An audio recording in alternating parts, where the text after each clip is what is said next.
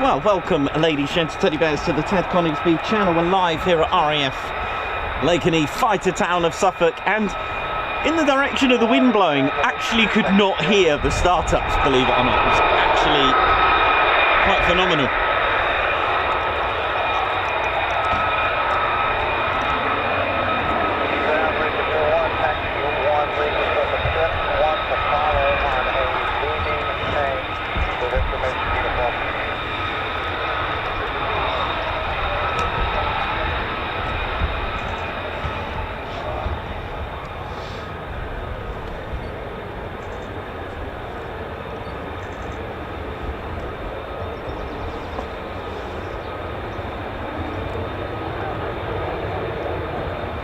Yes, requesting quick climb.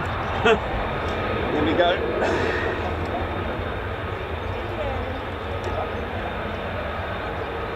They've requested a quick climb. Yeah? Oh, water. Quick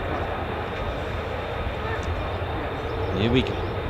How are we doing, ladies, gents, teddy bears? Welcome to the Ted Coningsby channel. Welcome to the home of the 48th Fighter Wing, the only wing of the United States Air Force to have a name which was given to them when they moved to France at Chaumont Air Base in France.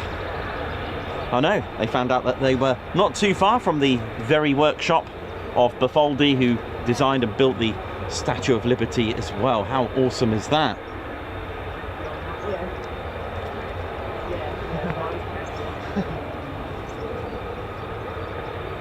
They are also a wing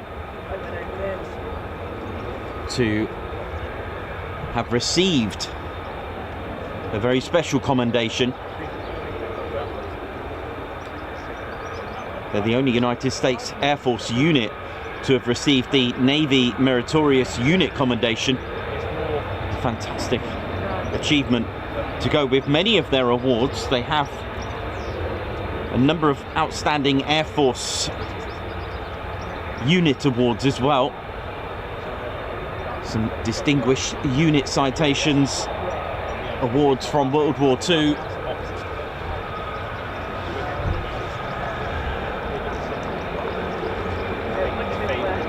And here we are.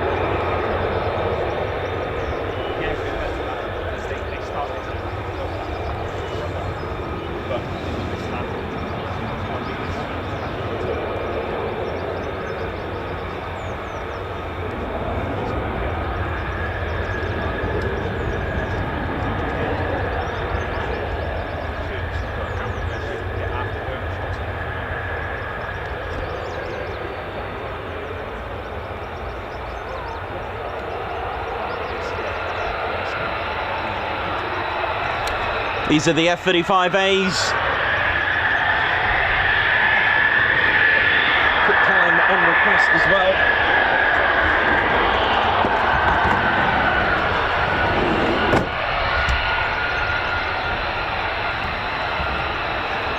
It's time to wake Suffolk up.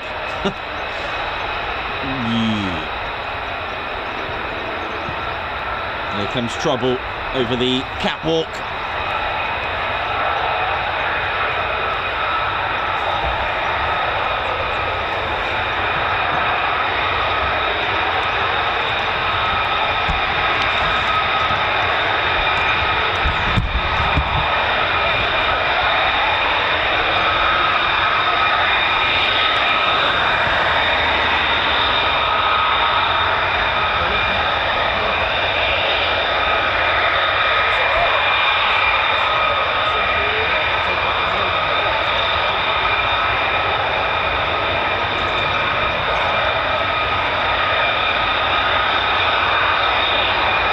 And you can even see the radome, the nose there,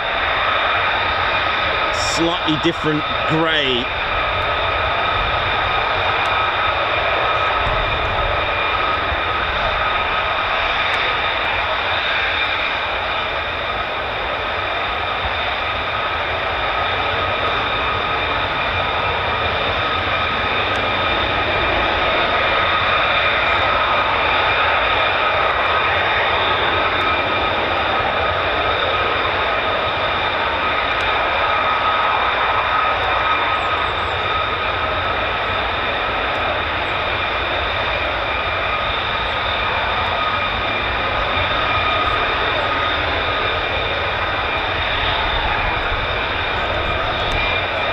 And we've got more as well. Just,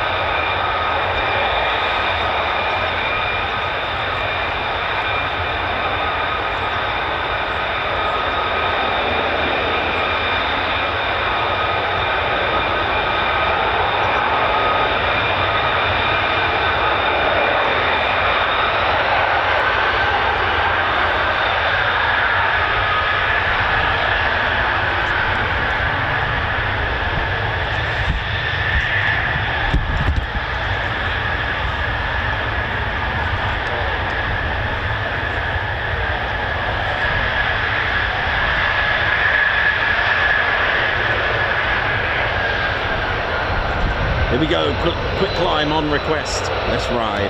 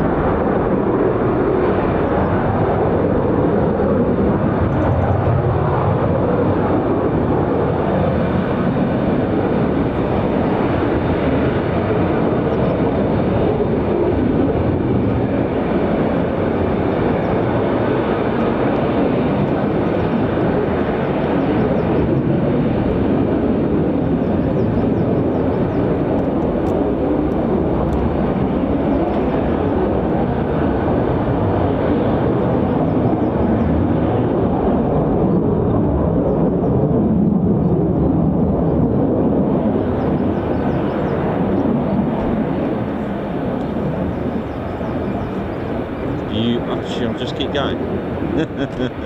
Well, they can get denied quick climbs. They are on request, but they can be denied for various, circumstances. There could be traffic in the skies. After all, air traffic controllers need to make sure that the airspace is clear for a aircraft going unrestricted. Again, probably thanks to the movies, unrestricted climb does not mean they just go as high as they want until they reach the stars. Unrestricted is attention to the actual climb rate. It's unrestricted, so they're going to go extremely quick, usually reaching speeds between sort of around 420. I'll say around 420 miles per hour. It depends on the pilot, of course. And we'll climb to the altitude that's given by an air traffic controller. It's given in flight level. I'll explain what that means. Flight level, you may hear flight level 170, which means 17,000 feet. Just add 2 zeros to it to give you a rough idea what sort of climb they're going to get. So flight level 100 or flight level 100, that's 10,000 feet. Flight level 190, that's 19,000 feet. So it's got nothing to do with the actual unlimited altitude. After they do reach their climb, they then go onto they can climb further with a different radar service tower, etc. further down. So that's the confusion. That's probably thanks to a lot of movies. There's a lot of movies got a lot to answer for, but at the same time, we don't want to ruin a good movie because they are good.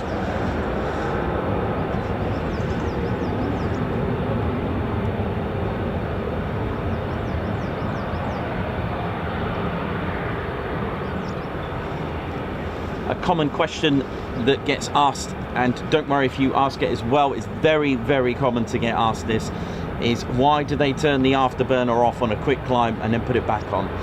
Simple answer is so that they don't damage the landing gear, to give it a chance to retract, because they are going unrestricted. It's extremely quick, so they've got to give the landing gear a little bit of a chance, because landing gears are not really made for going 400 miles per hour, you know, excess of 250 miles per hour, for example. So they need to give it a chance to retract. So just take the speed off a little bit and then give it a chance to retract. Of course, aircraft's landing gear retract at different rates, but of course I don't think they were made to go that quick. However, the afterburner or afterburners, depending if you are a twin engine, will go back on once the gear has been retracted, because at the end of the day, having your landing gear out on a quick climb isn't really going to do very good. It's great for drag, especially when you're landing. So when you're coming into land, the landing gear does assist in slowing the aircraft down as well, but it could also jam the gear, which again won't be very good for flying around and doing fighter maneuvers. Quick climb or unrestricted climb, what is the difference? There is no difference. Traditionally it was called an unrestricted climb, but here to the 48 Fighter Wing, and I've noticed an increase in other Air Force bases, even in America, they do request quick climbs these days. So but it means the same thing. Every aircraft has their own performance, so therefore you'll get something different. All aircraft have a very different thrust to weight ratio. Even the same aircraft can have a different configuration. If you're fully loaded and fully fueled, you're probably not going to maneuver as well as you did when you just had fuel and maybe an AMRAAM and that was it.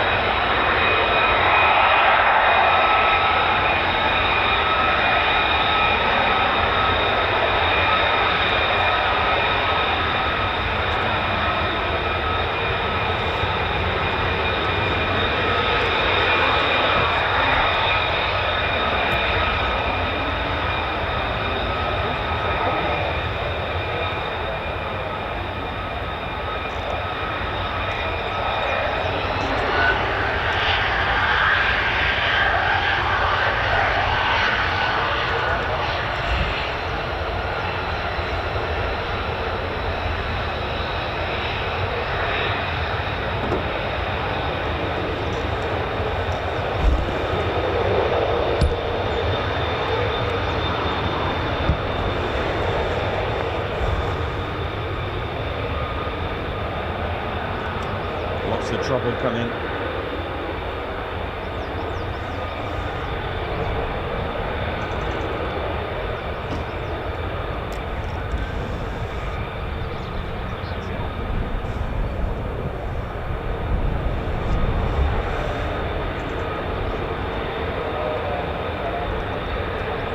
And there's rodders there in the background. So yeah, it depends on the aircraft's thrust to weight ratio and what it's been loaded with. 18,000 pound of payload, 43,000 pounds of thrust in this F-35A with the Pratt & Whitney's F-135 PW100 monster. 43,000 pounds of thrust is absolutely beautiful. Is there a limit of 6? It is, well, it's not like a limit as in that's what basically that's what it can hold. The EOR can hold 6 fighter jet size aircraft.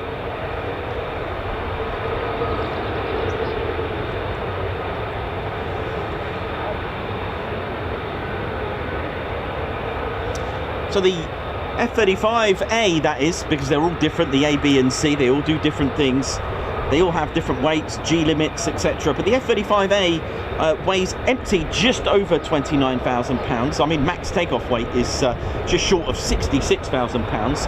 So if you've got 43,000 pounds and you're 29,000 empty, when you're stacking it up, you know, you're going to increase your weight. But it has a weapons payload of 18,000 pounds. So 4 of those you can have internally, along with 6 external hard points to allow the pylons, railings, and add whatever you want to it. Fuel, internal fuel is just over 18,000 pounds again. So it just has a thrust to weight ratio of 0.87. Now it can have over 1 thrust to weight ratio of 1.07, but that's giving you around about 9,000 pound of fuel, so 50% of fuel. So you can tweak. Again, sorry movies, but you see a lot of movies and they're fully loaded, and they're maneuvering like they're empty. You know, they've got no payload on them whatsoever.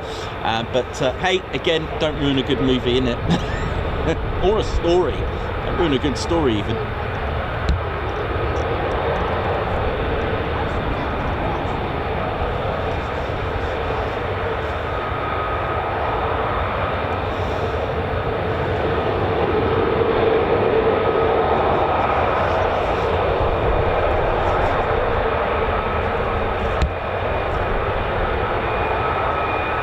Very warm welcome to everyone tuned in. Hope you're all good. Welcome to the show.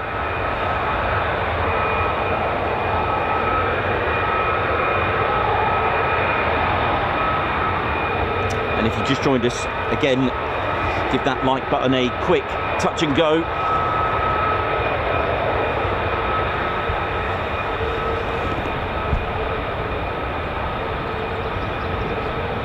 Let's get this stream out there. Over 700 already, nearly 800 tuned in. Let's ride, let's get this going and flowing, let's get the viewers in. Now you can see the F-35's taxiing down the catwalk now with the external missile railings. The rails are pretty cool, they look mean. And you can add all sorts of beauties on them as well. Oh dear. Person all right? We've had a ladder death. We've had a ladder down. Ladder down. We need close air support. We need DIY support. Sorry. No, it's fine. The ladder just fell unmanned. It's fine.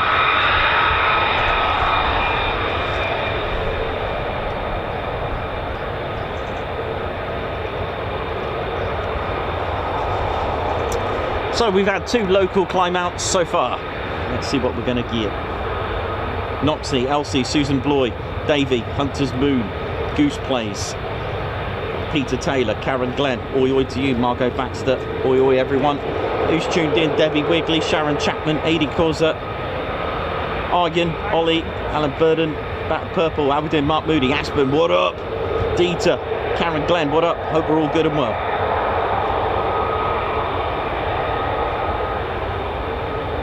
Happy birthday to LBNTB112. Hope we're all good and well. We've got more.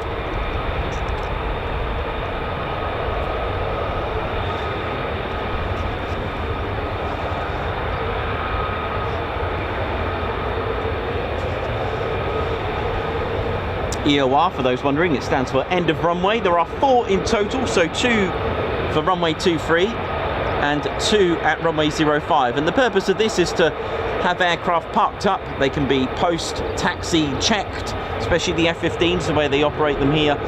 And they can be waiting for other aircraft in their flight. They could be waiting for all sorts of things, waiting for a tanker, waiting to change flight plan. They could be troubleshooting. They could be waiting for other aircraft to join them in BFM or ACM as well.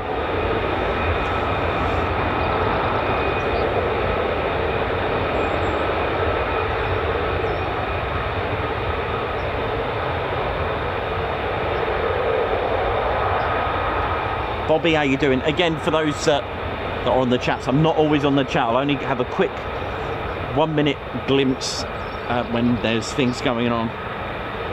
Well, usually none when things are going on and I'm filming, but when it's like this, it's all good. Alex Raven, oi oi to you. Hope we're all good. Gaz Russell, oi oi as well. Hank Verhule, Dave Holloway.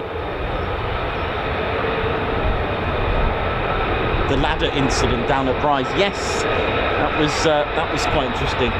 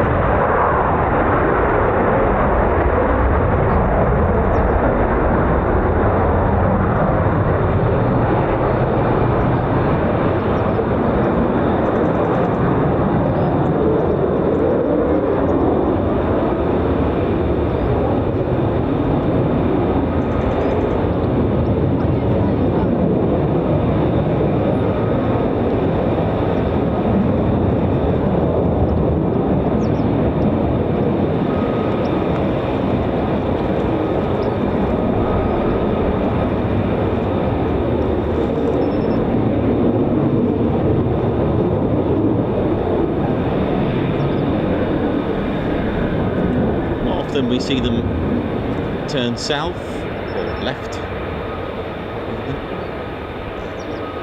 Pretty cool, isn't it? Oh, see ya.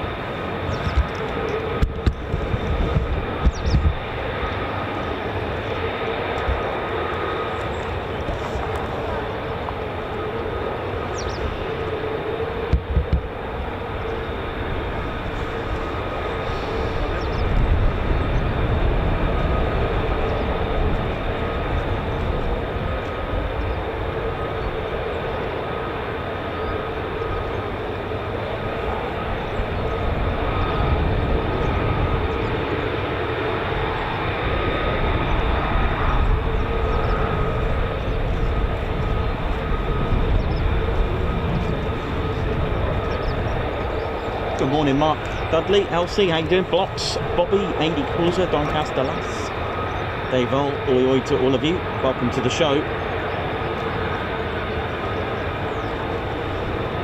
had some quick climbs today, which is cool.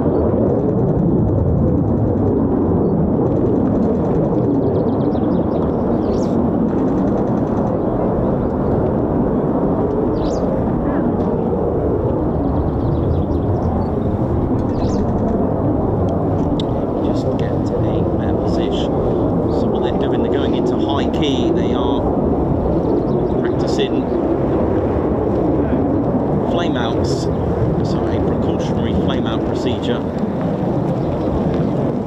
Taking the aircraft, well they were taking the aircraft at 10,000 feet to simulate the flame out. There is a designated airspace for the flame out.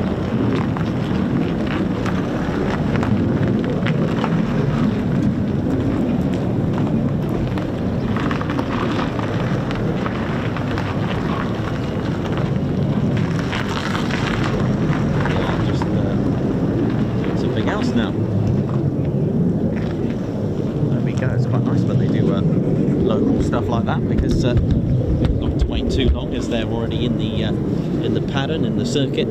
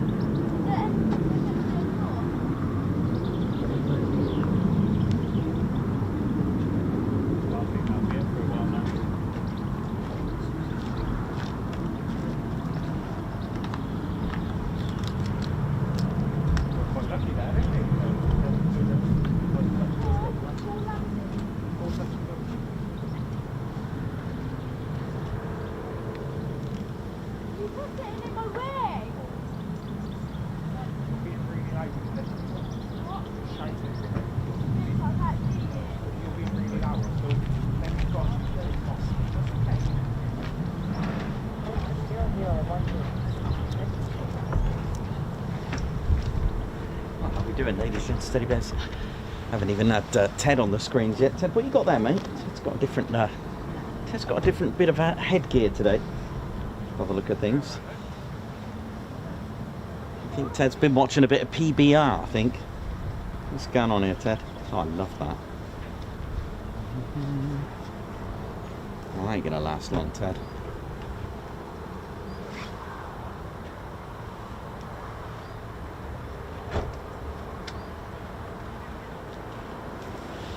And welcome to RAF Lakenheath, ladies, gents and teddy bears. A USAF station, that's right, United States Air Force in Europe. This is our squadron leader, Ted Coningsby. He's feeling the vibes, look. He's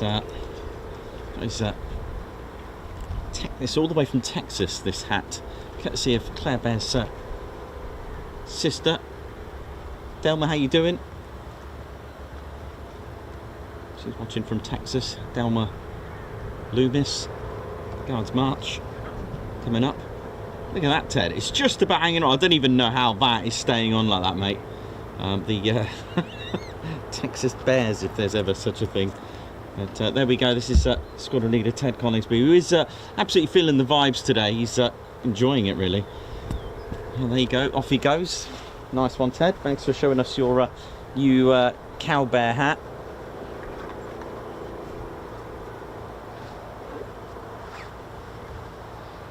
It was nice to see a bit of local training, as we say. Went straight into downwind and did some PFOs right there.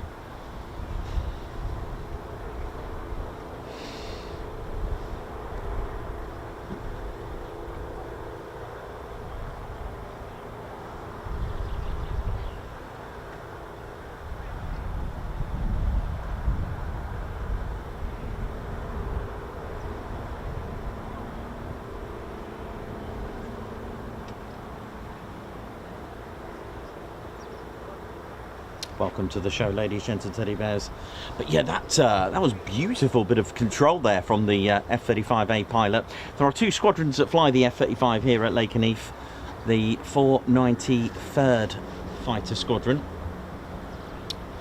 the Grim Reapers. They're the latest to have converted and transitioned to the F-35A. That was in 2022. The previous aircraft operated here from 1994 was the F-15C, and then later on arriving with their fleet of F-15Cs, also the F-15D family version as well, which is pretty cool.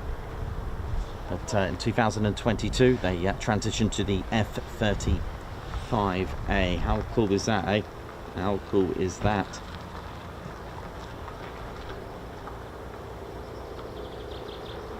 And that's the 493rd Fighter Squadron, who also have a MiG canopy here. That's right, from they had 4 aerial victories. Dirk 2-1 call sign claimed 2 MiG-29s in the operation out in Serbia.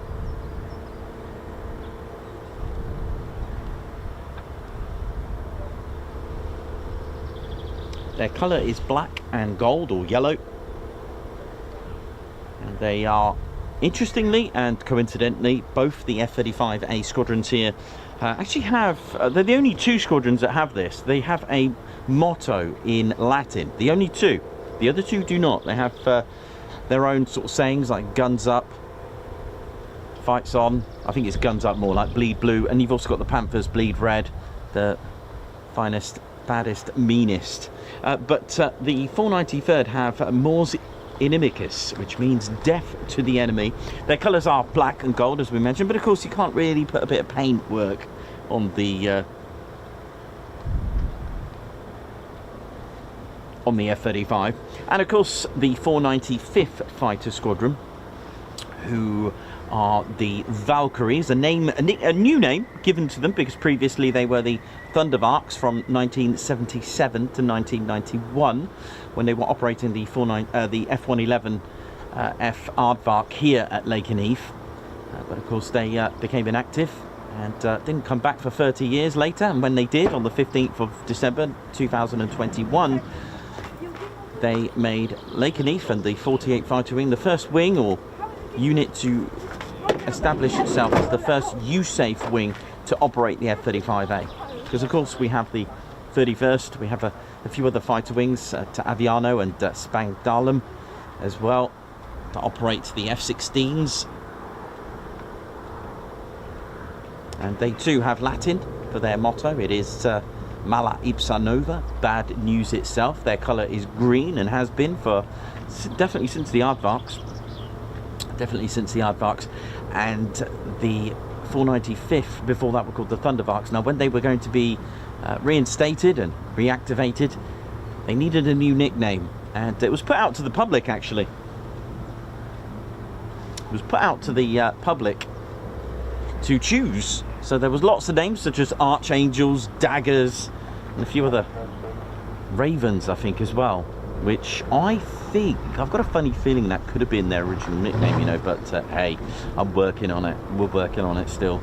But the winner was Valkyries. There is a connection here with medieval settlements here. Of course, as I've spoken to you before, there's a strong settlements here from the Anglo-Saxons here, bringing some of that Norse, bringing some of those mythological stories and stories and mythology to Lakenheath and the Vikings. So Valkyrie seemed fitting.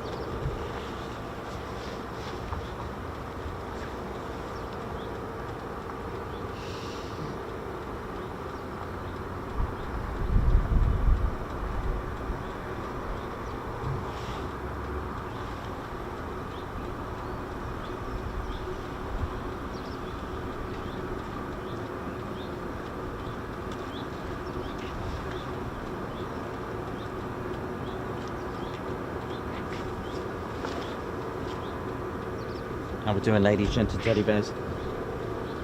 So lots of things, and let's not forget the very first aircraft to operate here, indeed the Vickers Wellington.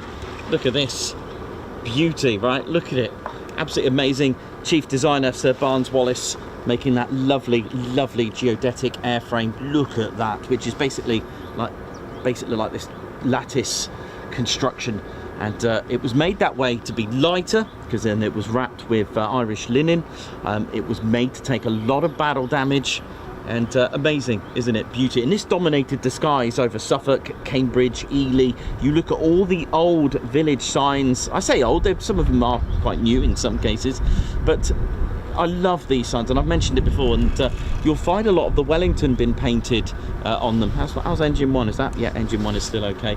This was the first to operate, and Lakenheath station was built as a satellite station, a support station for RAF Mildenhall, which is just over there. It's about 5 miles in the direction of the backwards crow flying, and that was built in 1934. The Handley Page Hayfords there, with 99 Squadron operating, the first of its kind, the first squadron to operate it.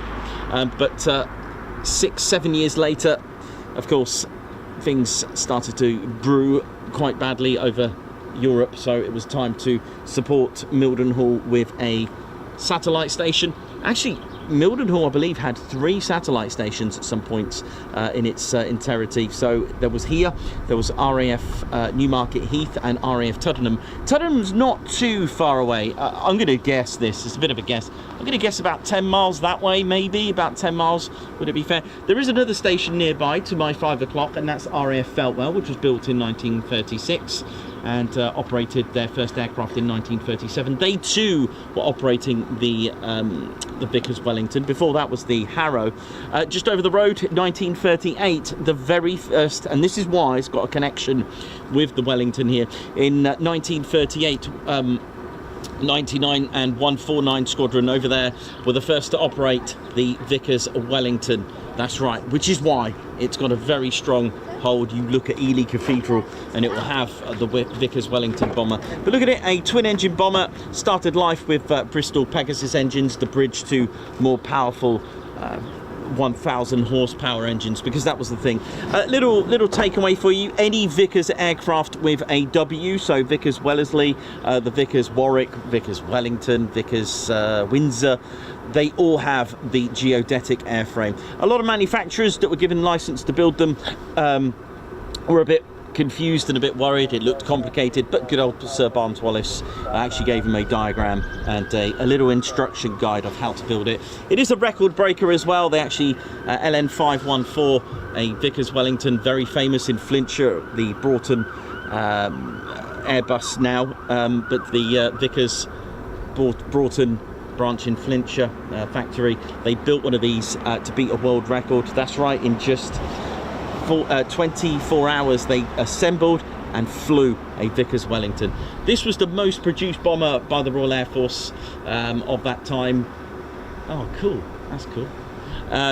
They made 11,461 or so, made in 60 different main variants. They were making these at a rate of 28 a week, which is absolutely amazing, right? But here for Lakenheath, this was the first to operate here. So back to Lakenheath, 1941. Lakenheath opened quite late in 1941.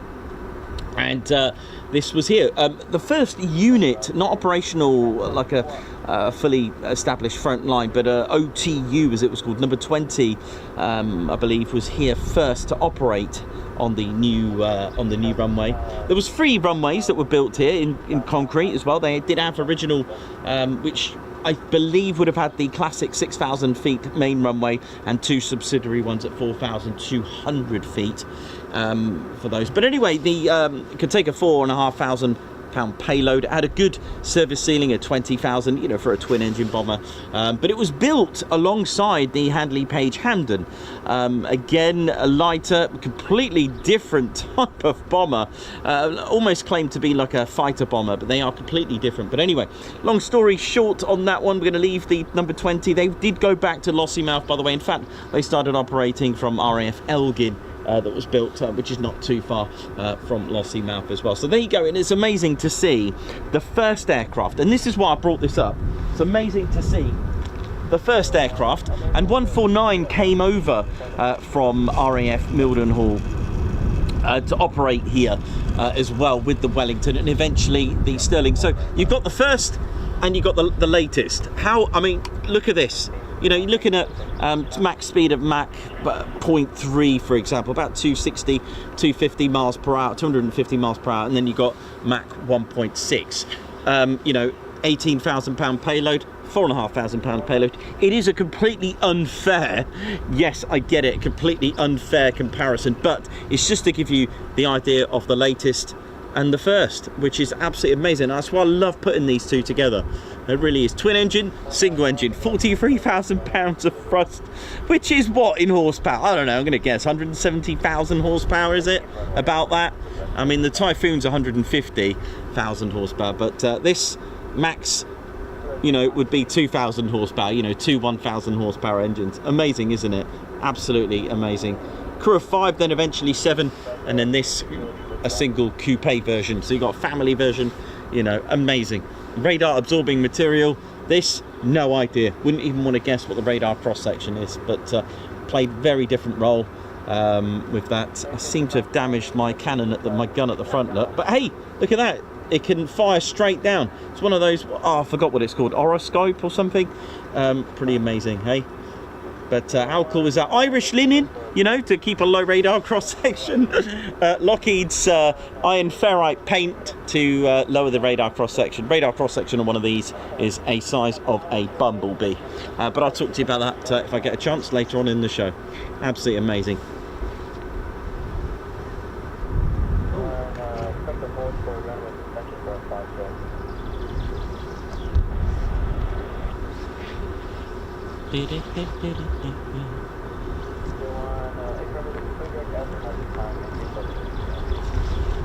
So yeah, 149 and eventually 199 squadron came in. Don't forget, this is a Victoria Cross station as well.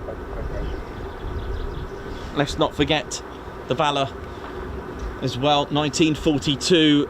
But this is actually a 199. I like this one because this is the markings for 199 squadron. They had EX. The 149 squadron that were operating the Sterling would have had OJ. All right, and don't forget, the Sterling was the very first ever 4-engine monoplane heavy bomber. Not the Halifax, not the Lancaster. It was this. It was the short Sterling bomber. A 4-engine came out in July 1940. Number 7 squadron, who fly Chinooks, by the way, today. How cool is that? I love these little links. I mean, 99 squadron that are over there. What I love about 99 squadron during the Second World War on their Wellingtons, they had LN, an easy one to remember, right? Okay, how cool. And they fly C-17s at Bryce Norton, as you know. But again, this is a Victoria Cross station, earned with one of these, posthumously awarded and posthumously promoted from sergeant to pilot officer. It is indeed pilot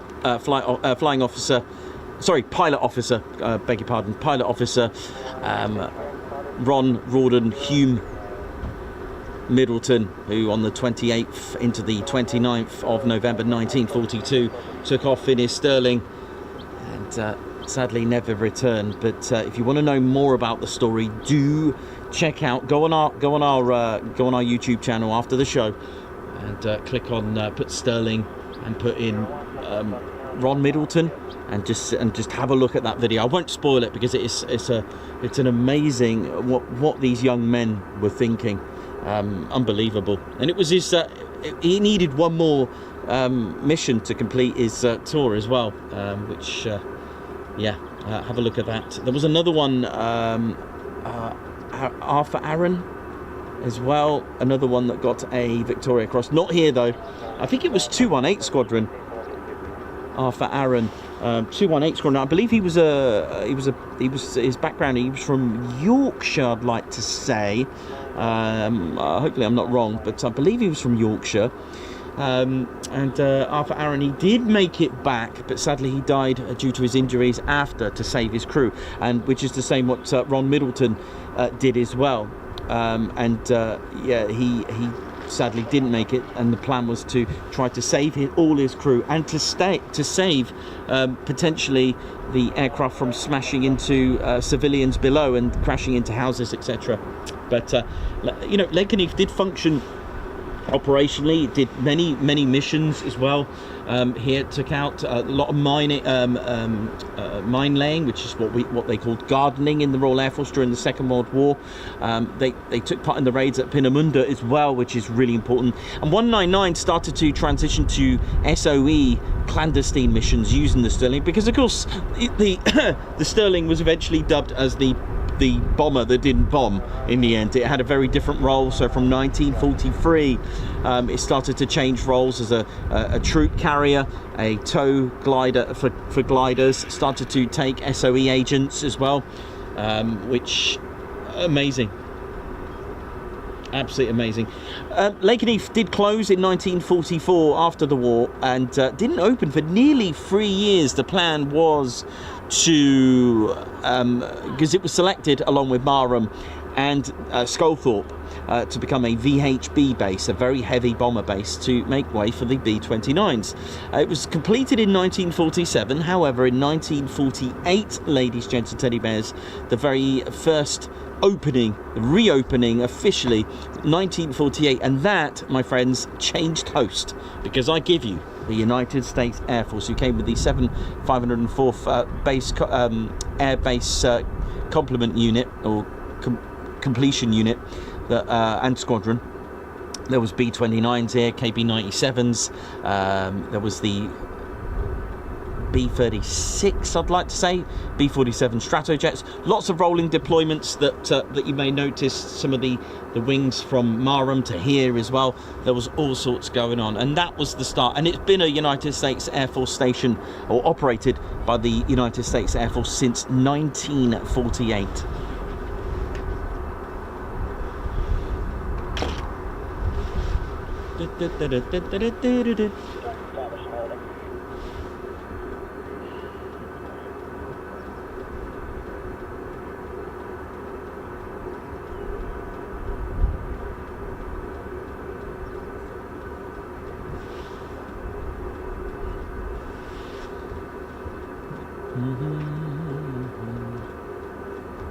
Chris White, thank you very much. Just seen that as well. Give me 1 second. I'll be back in 1 moment. Just to go and grab a cup of tea. Gotta have tea. Can't have planes without tea.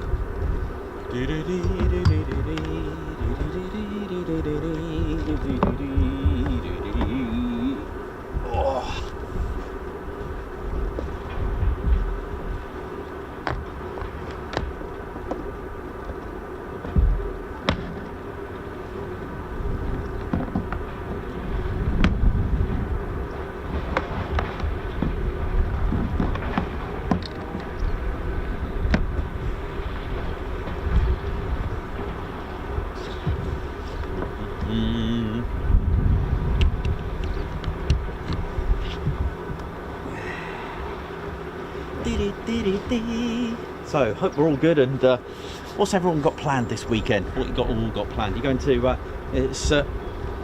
got. Are you going to any museums, any heritage centres, any air shows coming up? There are some lighter, small air shows coming up already. I will hopefully be featuring one next week for you as well. So looking forward to that. More details to come next week though. Can't tell you anything else at the moment, but I will be hosting one next week, and I'll give you all the details next week.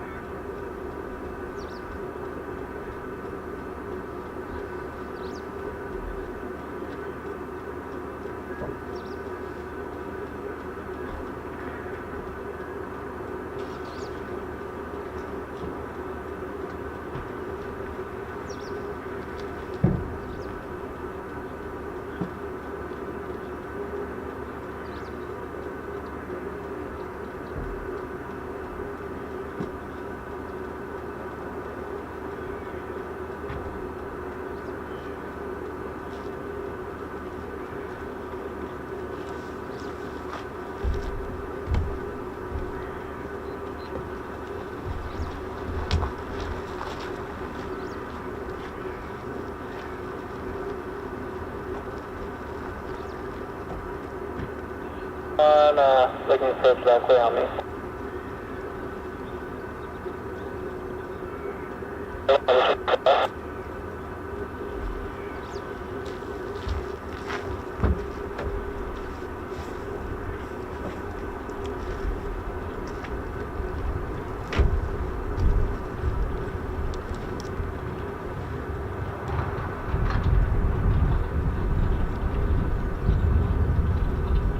We want about 10 more mics.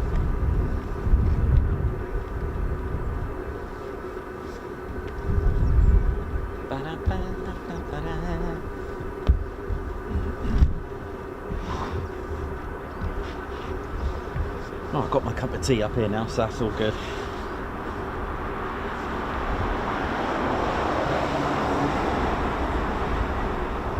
Team Gooch, oi oi to you, how you doing?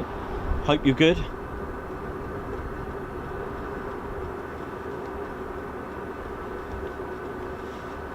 Ooh. Mayhem Marshy, how you doing? Oi oi to you this weekend. Warbirds at Compton Abbas, that sounds great.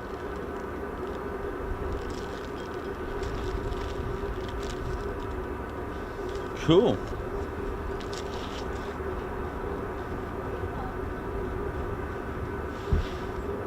Dr. G cycling home from Brandon this weekend. Staying 3 days for silver wedding anniversary. Nice.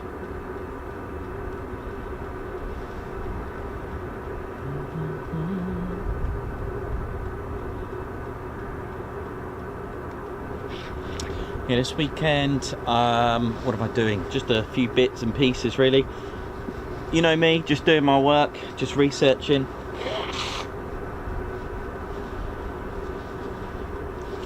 Never stop researching. Muzz64, how you doing? Faris Madrazi, how you doing as well? 8 months, wow, that's amazing. Stuart Skeggs, how you doing? Oi oi to you. Mark Moody, Davey Blocks. Teams meeting, we'll have fun.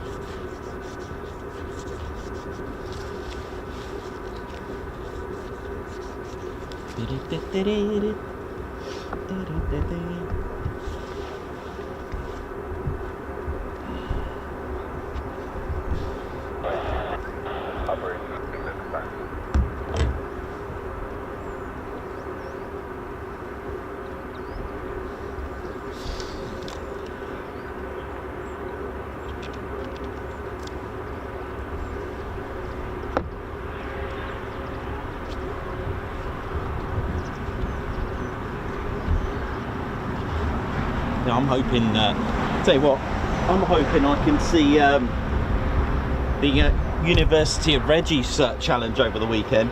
I'm hoping to see that, that's what I'm hoping for. I'm hoping to put the TV on and there'll be some sort of University of Reggie's challenge. Oh, runway what, 23 or 28? I think they're coming back already. Yep, they're not too far.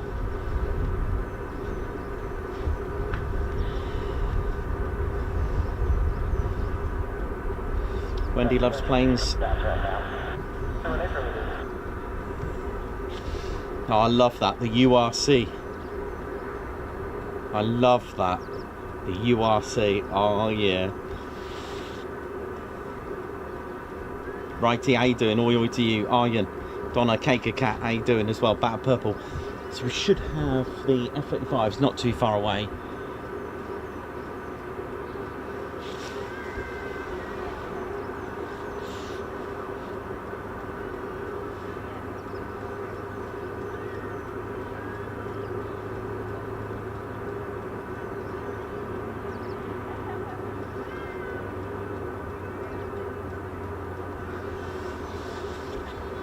I don't think they're too free. Sorry, don't think they're far away.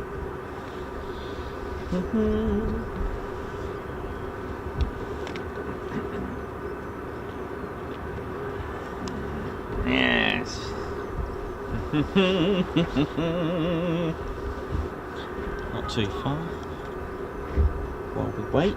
Hey, how's it going, Ground Crew Drew? Hey, how you doing? What's going on? What's going on? My name's Ground Crew Drew. How you all doing? That's why I got Aero written on my bird's nest. Don't forget to hit the like button with your longers and lingers. That's right, whether you're watching it on your dog and bone or your lamb chop, innit? That's right.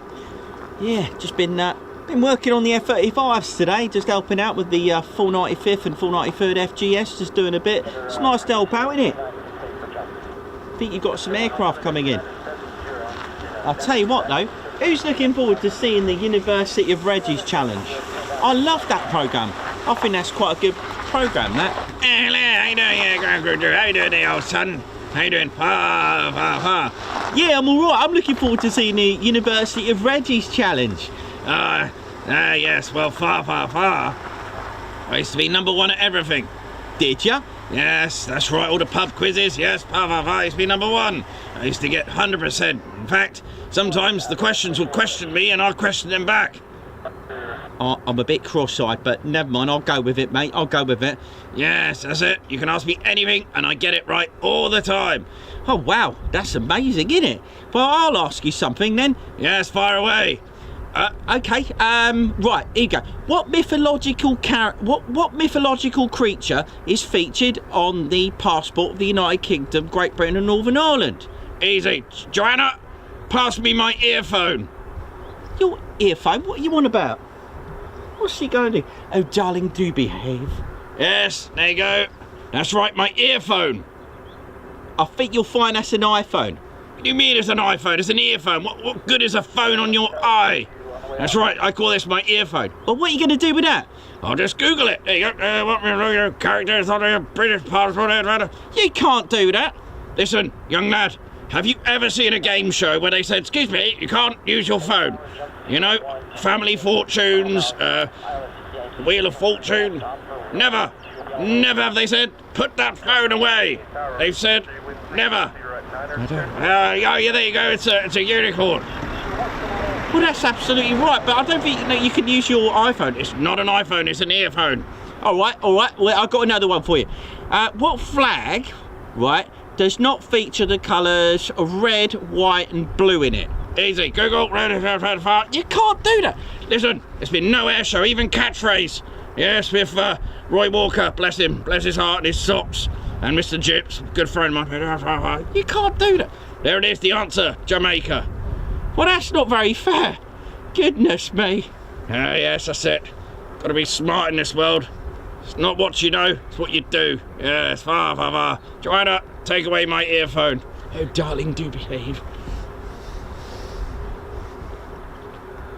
He might actually have a point. I've never seen a game show where they said no phones. Don't think they've ever said... I might have started something there. I might have started something.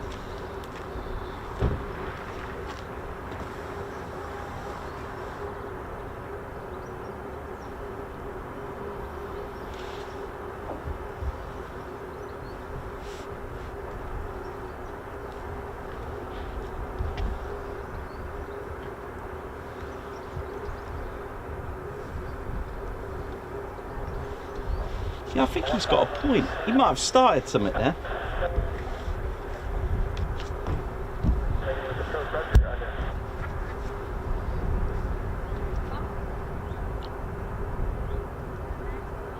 Contact, somehow go to the chat under traffic service.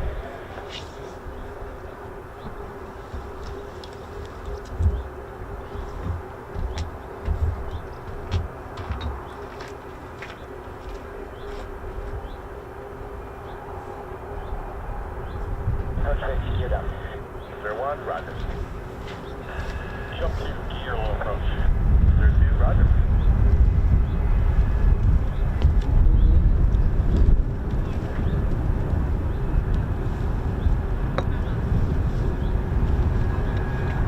Okay, here we go. Get ready.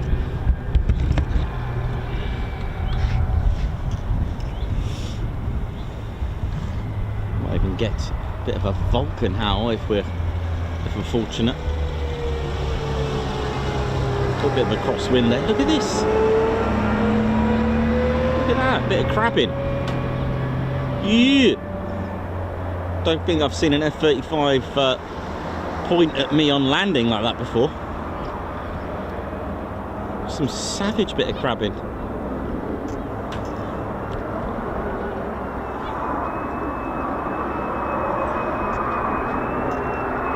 I mean, for a small fighter like that. Here we go. Low approach, here we go. Come on.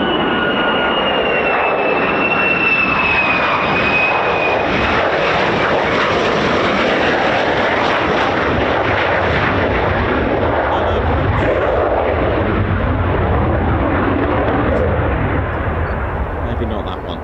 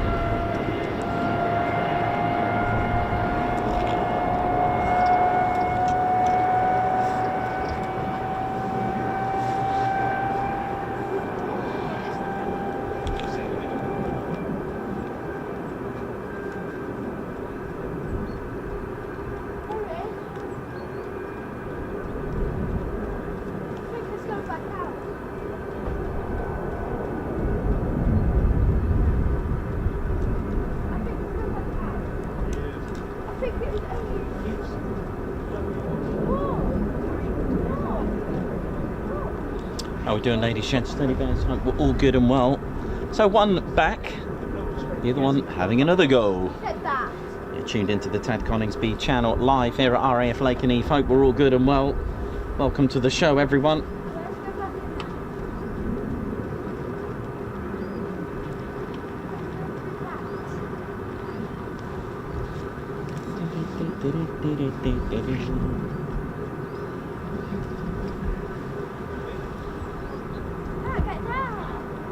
That is a good point. Why do they call it an iPhone and not an earphone? You don't use your eyes, do you? I know. If it was spelled E-Y-I. E-Y. Yeah, okay, I've been regified already.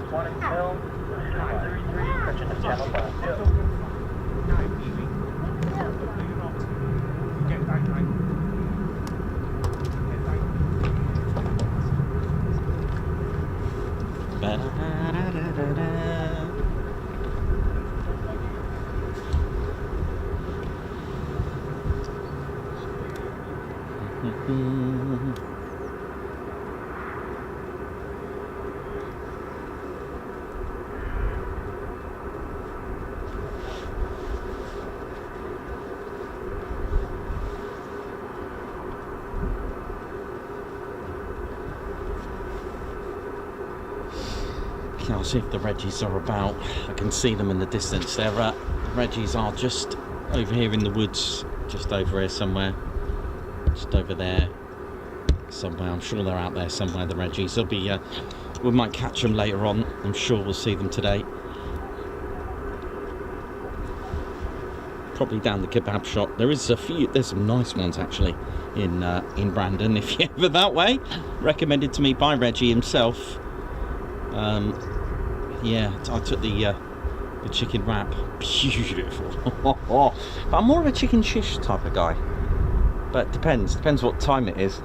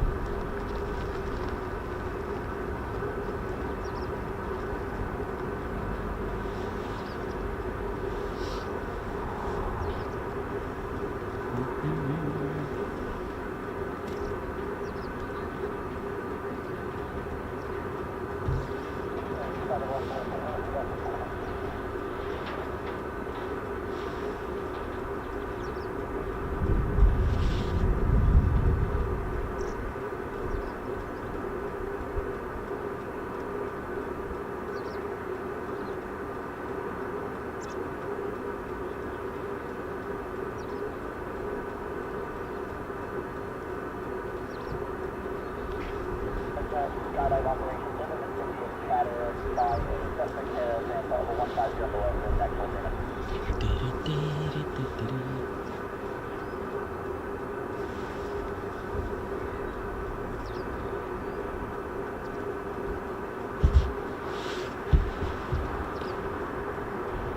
And we've had some quick climbs as well today, which was kind of cool. And then 2 F-35s turning south and straight in for a few approaches and PFOs, which was quite new. Well, for me it was. And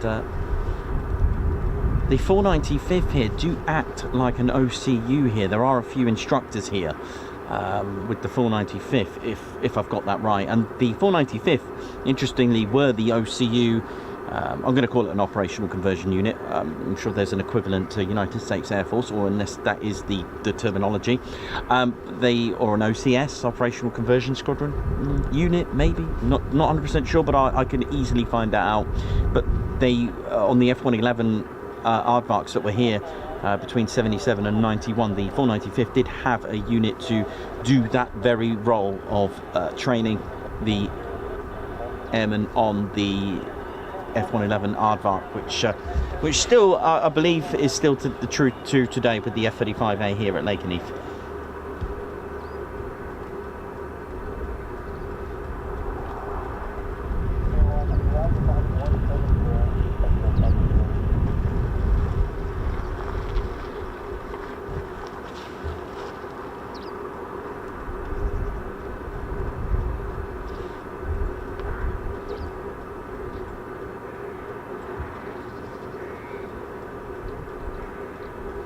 And again, while I've got the opportunity to, please do support the channel. Don't forget to do the usual. These things are all free of charge by hitting the like button and, of course, subscribing to your one and only Ted Coningsby channel. We're climbing high. We are approaching 131k now, which would be quite nice. On my way to 150, right? That'd be good. But one step at a time, no rush. If it climbs, it climbs. And of course, if you don't want to Don't miss out on the latest and greatest live streams and videos by hitting that notification bell button as well. And set it to all so you don't miss out, because we do post regularly. We've got regular videos, regular live streams and shorts on Sundays. You can wear shorts if you want to on the Sunday to watch the shorts. It's optional. All these things are free, and there's also the share and care button. I think there's a new, I think you can hype things now as well. There's a new feature called hype. That's new. I don't really know much about it, but I think there is a limit to how many videos and stuff you can hype on YouTube. It's a new feature. I'll look into it a little bit more. This is the AWCU, aka Birdman, just doing some control for the wildlife. It is a constant job, of course.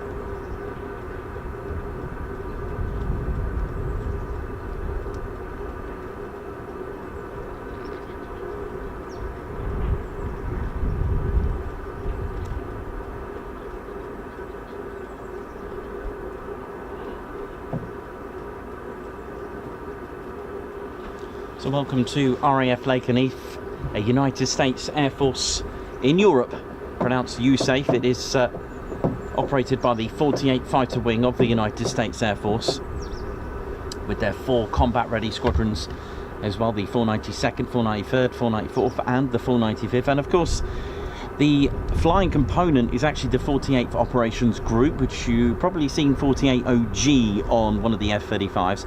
And of course, to make up a whole wing, you've got various roles as well. So from the 48th Operations Support Squadron, with RAPCON, admin to go with that, all on the flight line, crew chiefs, airmen, fighter generation squadrons, the 48th Medical Group. How are you doing?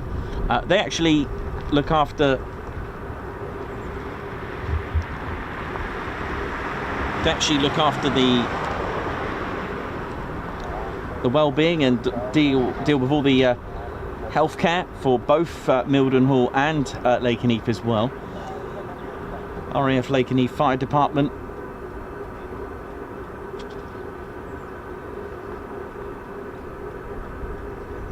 The 48th Civil Engineer Squadron. There's so many roles. The controllers, OSI, LE, SF. Medics, of course, as we mentioned, the 48th Medical, the 48th Communications Squadron.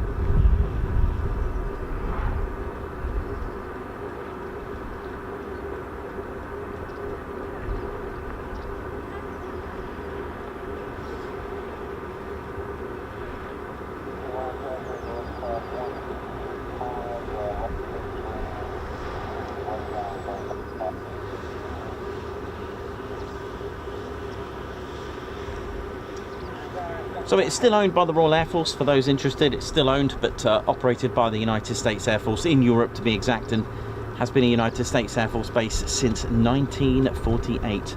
There is indeed a Royal Air Force commander here, as well as, of course, a United States Air Force commander here as well.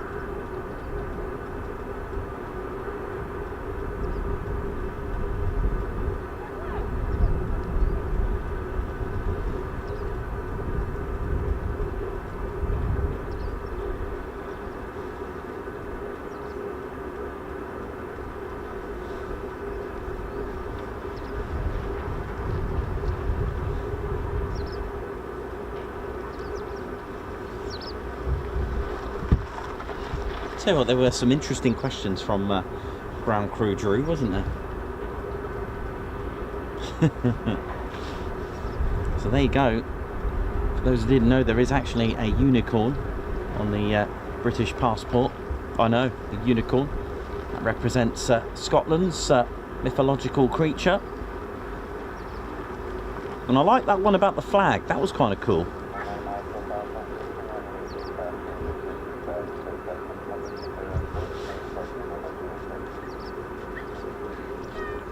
It's on the coat of arms, isn't it?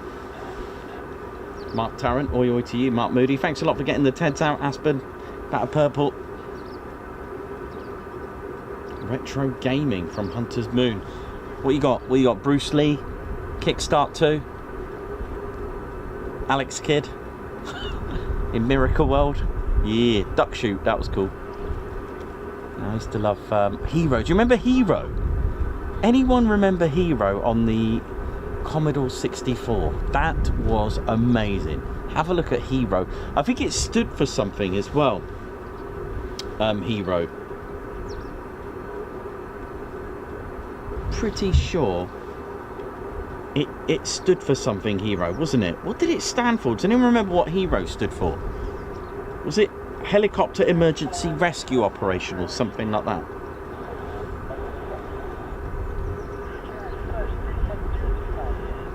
Oh, again, how you doing? Yeah, I'll tell you what, I did love Bruce Lee. I loved that. I loved that game. That was it IK Karate as well? IK Plus. That was cool.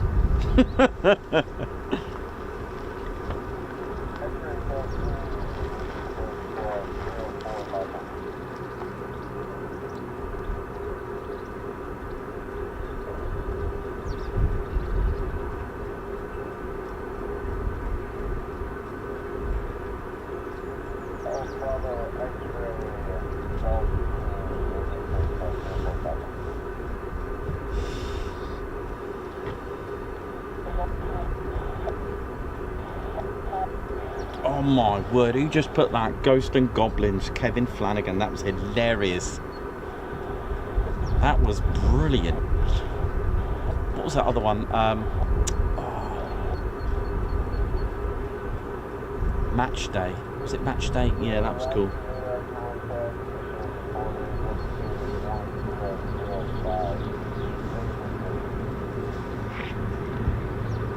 I mean, that's some of my youth right there. That was cool. I mean, we brought this up not too long ago, didn't we? Yeah, Bruce Lee, Bomb Jack. What else was there? But is it Bonanza Brothers on the Master System? That was brilliant. And of course, you got the classic, legendary. Was it Shinobi and Sonic the Hedgehog on the? I'm talking about Master System here. Yeah, those were the days, man. I know. With about what, about 6 colour choices or whatever it was. Beautiful.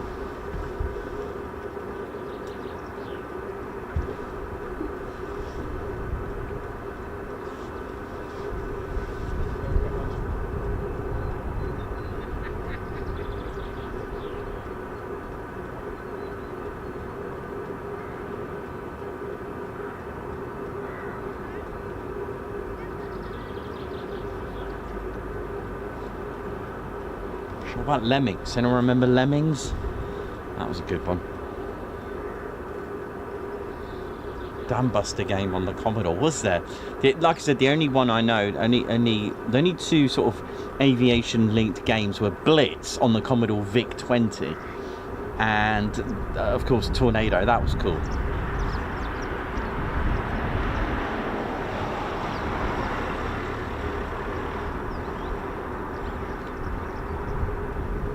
Amazing how time moves on with see now I don't know that I mean, don't get me wrong, games are amazing, but I just think sometimes if you go too realistic, I think you take the fun out of it. I think, just my own opinion, I'm taking away from games. I think they're amazing. The graphics are just like, wow, they are remarkable. And I'm, you know, when you're playing, you know, games that involve fighter jets and other aircraft, the graphics just look phenomenal. But I think for me, I just love the classic basicness of it all. You know, Minecraft style. Oh look, Tilly's here. Tally, not Tilly. Who was Tilly?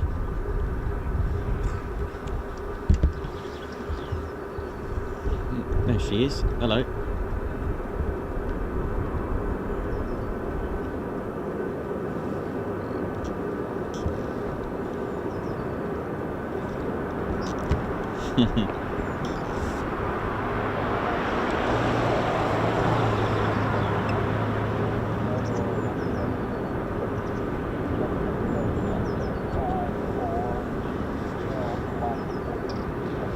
Looks like the F-35's done a low approach over at Mildenhall. There it is, just over the tower.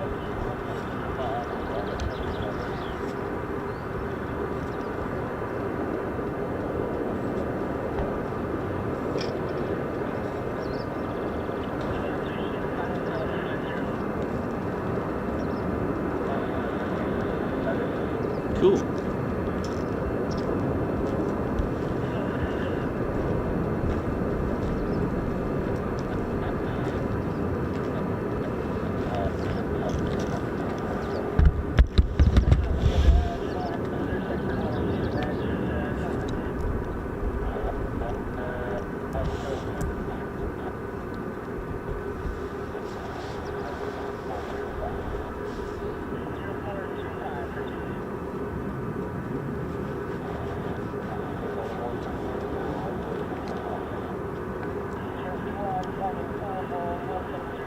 Oh my word, Toe Jam and Earl, that was a good game. Yeah, I used to love that. Toe Jam and Earl, brilliant.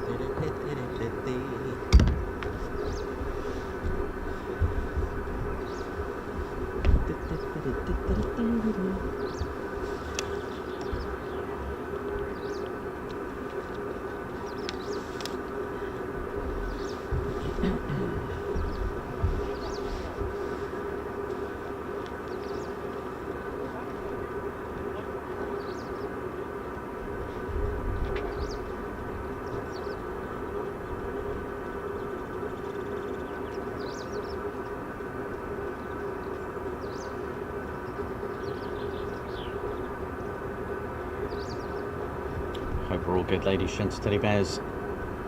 Welcome to the Ted Coningsby channel.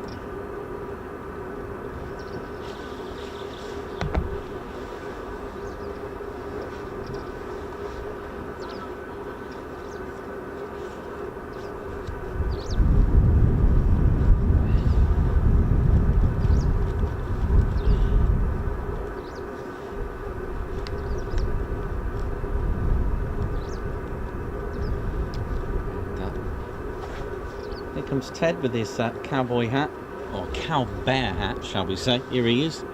Ted looks smart, mate. Well done. I don't know how that's staying on, but we'll just go with it. We'll see how long that can stay for. Susan Bloy, Guards March, or Cow Bears March. Thank you very much for your 5-month membership. Another month of super content. Thanks, Nikos and Ted. Guards March. Mark Moody, high five and a Guards March to you as well. Thanks a lot for gifting a Ted Coningsby membership. High five and a paw pump for Babzar. Thank you so much for gifting 5 Ted Coningsby memberships. A Guards March to you. Thank you so much. Bobby as well. Thanks again for your support as well. Thanks a lot for the super. Margot, thanks a lot for the super as well. The Bat of Purple, thanks again for your continued support as well. Thanks a lot for the super. Bobby, a high five and a Guards March. Thank you so much for gifting a Ted Coningsby membership as well. Thank you so much, Guards March. Muzz64, 2 gallons of motion potion. Guards March and a high five. Thank you very much for that super chat. Doug Ross, S4R, absolute pleasure. Thanks so much for your super chat. Richard Joy with 40 months membership, who's still loving the channel. Keep up the hard work. Chris White, high five and a paw pump. Thank you so much for gifting 5 Ted Coningsby memberships as well. Guards March to you. Faris Madrazi, thanks a lot for your 8 months membership. Hello, sir. Good afternoon. Good afternoon to you. Margot, thank you very much for the super. Chris Baxter, thanks a lot for the super as well. Martin Ski, oi oi to you. 32 months. Oi oi oi. Happy Friday. 1 more week of work. Then my annual trip to Lossiemouth. Nice. Righty, thanks a lot. Member for 38 months. Oi oi, keep up the good work. Ted Coningsby, a big shout out to the Point Charlie crew. Guards March, thank you very much. Hope we're all good and well.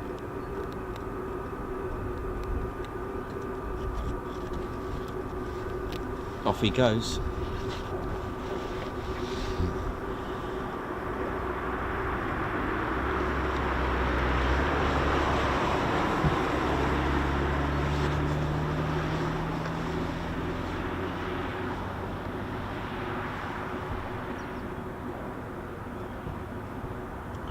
Links Rainbird, no worries. We Stevie boy, thanks a lot for the super.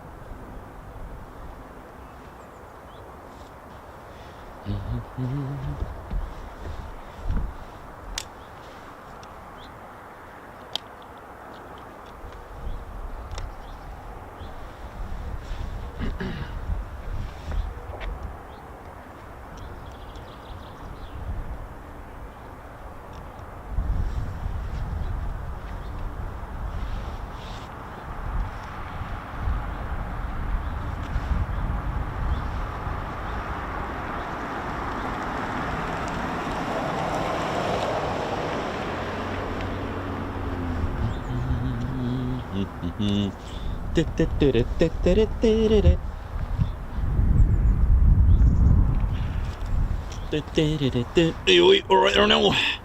Now we're doing wrong there now. My name's Reggie there, part of the RAF regiment there now. Just doing me perimeter checks. Dale's over there by the forest there now.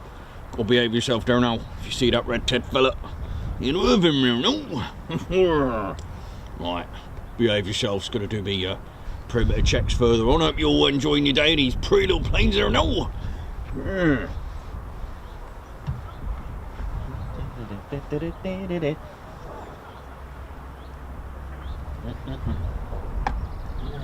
Oh, I think I've done me checks for today, I think. Hey, you alright there now? Oh, Reggie, how you doing there, mate? You alright now? Yeah, just finished your application form. Oh, no, you haven't. Yeah, I have, mate. I've done it. Mate, I told them you'll be amazing at it. Oh, no. What have you gone and done now? I told you, didn't I? Put you in. Put me in for what? You know there and all. What we're good at. What's that? Being a regiment. Yeah, that's it. We're good at that. I know. Well, what am I supposed to do? Listen, mate, I think you're an absolute natural. I think so, mate. Honestly, regiment, we get things right. We don't even know we got it right. Do you know what I mean? That's why we got a mush, like a radar. You know, anything that comes out your mouth is absolutely correct. Or like chucking. Exactly, that's right. All right. Yeah, telling you now. I mean, look, I'll tell you what, I'm going to start the clock. No, don't do this, Reggie. Yes, Reggie, it's got to be done. No, Reggie. It's the University of Reggie's challenge here now. And this is Reggie. And I'm your host, Reggie. Look, he's a natural. Let's see what you agree. No, Reggie, don't do this live on the show, mate. Not again. Yeah, you got 5 out of 5 last time. Now I've got 10 questions, I think. I don't know, 10, 9, both the same thing. Anyway, right, listen. Oh, no, don't do this. Yeah, go for it, mate. Right, time starts now. Can you tell me the name given to the standard unit of power there now? In international system of units there now. I don't know. It measures the rate of which energy is transferred, generated in it. What? Correct. See, got it right. Complete the name of the inventor of the chain home system now. Robert Watson. What? Correct. Yeah, you got it right again. Which famous science fiction doctor aired its first ever episode there now? Doctor Who. Oh, I think I got that wrong and all. The Doctor. Who? You got it right, there you go, yeah, even I got it right, and all, see, we're naturals. And what word is used that could be required there now to gain entry? And to put it in front of a word, you can put it in front of code, you can put it in front of word, and you need it when you enter a base. Oh, I don't know, pass, correct, yeah, you got it right. Name a letter, that is the only one country beginning with the letter, with letter. O. Name a letter. O, correct. Oh, correct again. What do you mean? I didn't even tell me a question. Yeah, I know. I don't know how you did it, but you read my mind. What do you mean? Well, you read the next question, you got it right. What was the answer? I just said oh, because I didn't know. Well, you got it right, mate. But what was that? I don't know.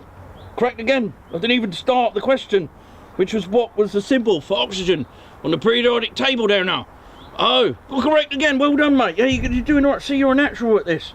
And what was the name of the song that went viral on social media there now by the rapper Don Toliver in 2019? I don't know. Correct. Yeah, you got it right. Well done. And what was the name of the BBC comedy radio panel game show there now that was launched in April 1972 as a parody of radio and TV panel there now with Jack D in 2019? Oh, I'm sorry, man. I haven't got a clue. Correct. Well done. And what was the American medical drama television that was screened by Michael Christian that aired on the NBC from September 19, 1994 to the 2nd, 2009 there now? Correct. Well, take that. Yep, you are correct. It's fine. Yeah, we used to call it that there now. Complete the song, which was by an American dance group, C+C Music Factory. It was released in June. All right, see if you can complete it in June 1991. Okay, see if you can complete the song. Things that make you go, correct, yeah, fine, we'll take that as an answer. And finally, keeping the theme with music, just me, I don't do this anymore. Finally, what was the name of the song by Gina G in the Eurovision 1996 for United Kingdom? See if you can get it. Time is running out. Oh, sorry, time's run out. Oh. Do you need a bit more time? Yeah, just a little bit. Correct, yeah, correct. Well done, Reggie, there now. Right. Oh, there's the Reggie's already made in a run for it there now. I'll go and do a patrol there now.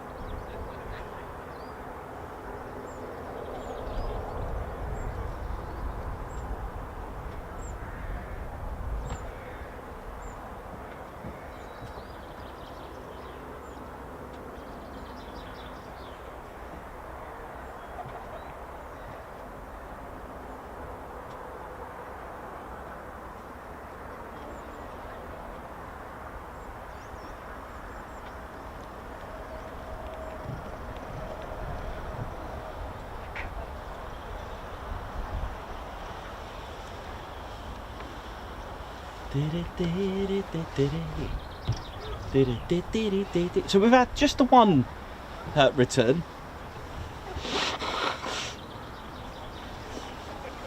and just waiting for the rest of them to return. I think Reggie actually told his own answer on one of them, the Doctor Who one. I think he got that.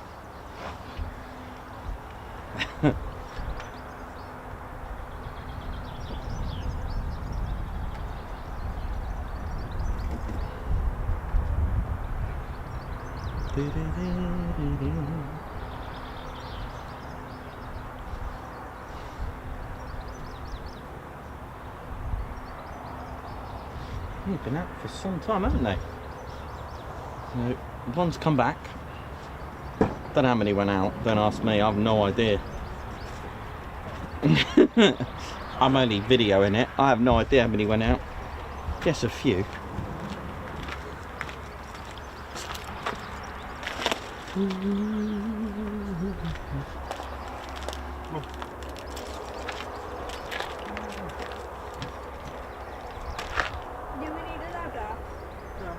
That might have been how I damaged my windscreen actually. I had a Reggie on the windscreen.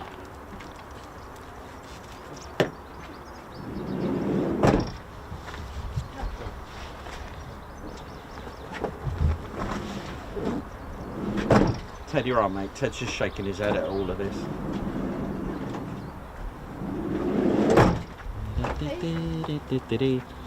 Ted's like, what is going on today? I know, Ted, I know, mate, don't worry.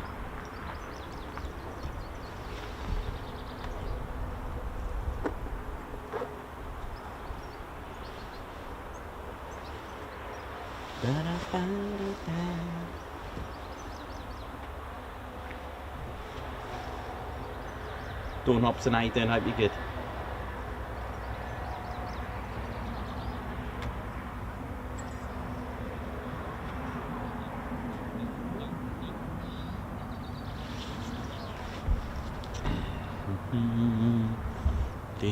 How we doing, ladies, gents, teddy bears?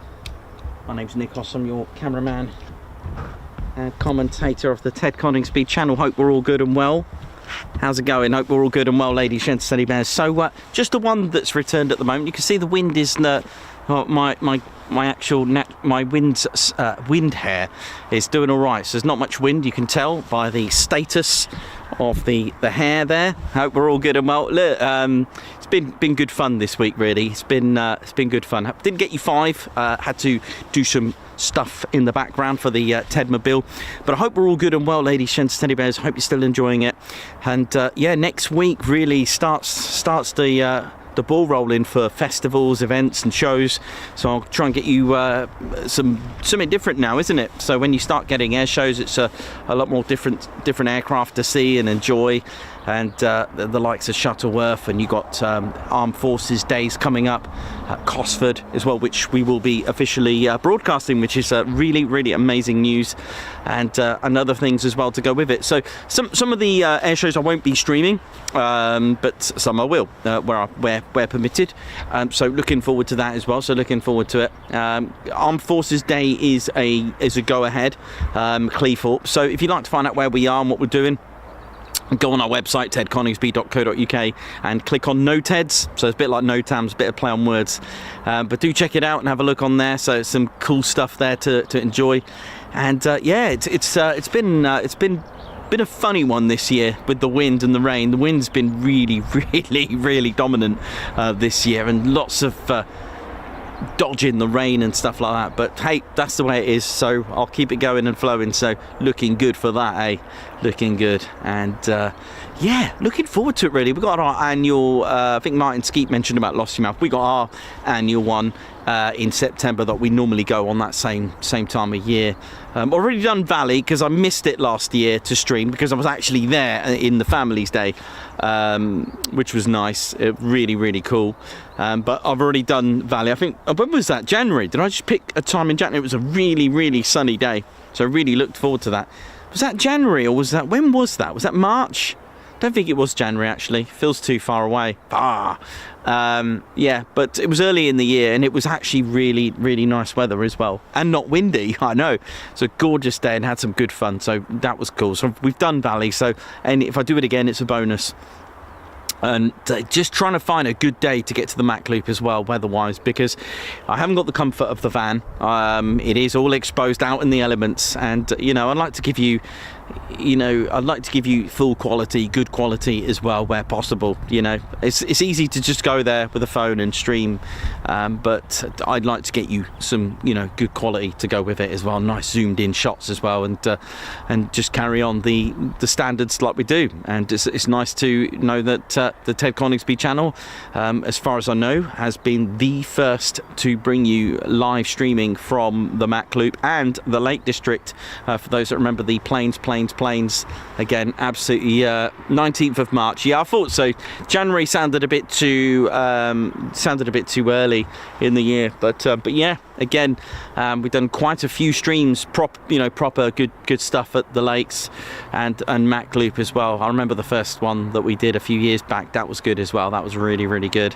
Yeah, it's just been an awesome experience. The lakes, I think I've established that I like to mix it up. There may be some times at Windermere, there may be Ted's Crag again. The thing is with Ted's Crag is that you've got quite a lot of trees, so the signal can be quite intermittent as well. You don't need to know all that. I'm not here to talk to you about all the tech stuff of it, but of course, like with anything, even a phone, you go through forestry areas, even with your phone trying to make a call, or if you're on Dartmoor, signal can be a little bit emotional out there just at the best of times. So Windermere is brilliant. That was really good. Gummers How we went to, that was cool. That was really good. And then we've got Ted's Crag, we've got Dunmill Rays, and that's where really it all started for Dunmill Rays and the Ted Coningsby streams there. And of course we did Mac Loop as well, which was really cool. I remember that was good. But we've had some great times together, and it's just been absolutely phenomenal. So I'm always trying to do different things for you, always trying to get things done. So be it with the exception of live streams for our members when I'm out and about on Dartmoor using my phone, finding these historical buildings, and I am technically on holiday, he says. Pretty cool, but I always take my drone so I can do a few lost airfields that I won't really get the opportunity to do an 8-hour round trip to do. So still got a couple to do in Yorkshire as well, which I've got lined up. I can't tell you when because I don't really know myself, but yeah, our Lossiemouth trip is coming up. Yeah, Cosford coming next month, which I'm absolutely looking forward to. And when I say next month, it's only a couple of weeks' time, isn't it? Yeah, just over 2 weeks' time. Rocking and rolling. That'll be good. But yeah, looking forward to it. But yes, still got F-35s to come back, I believe. They're not too far. I think they're refueled and ended doing some general handling in one of the surge sectors. So yeah, there we go. So I'm just going to go and grab a quick cup of tea while I can. Catch you in a bit.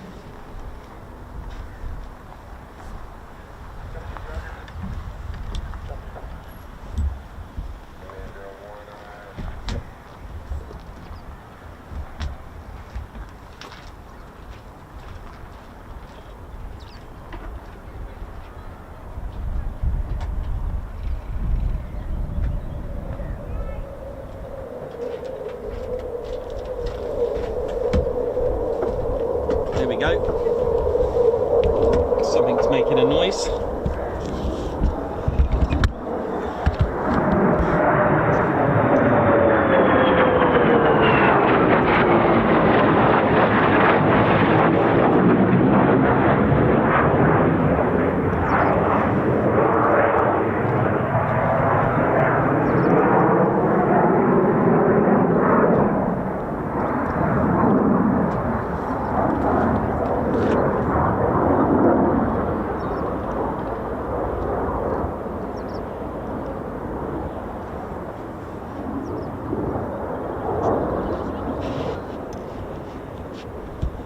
Some moody skies coming now.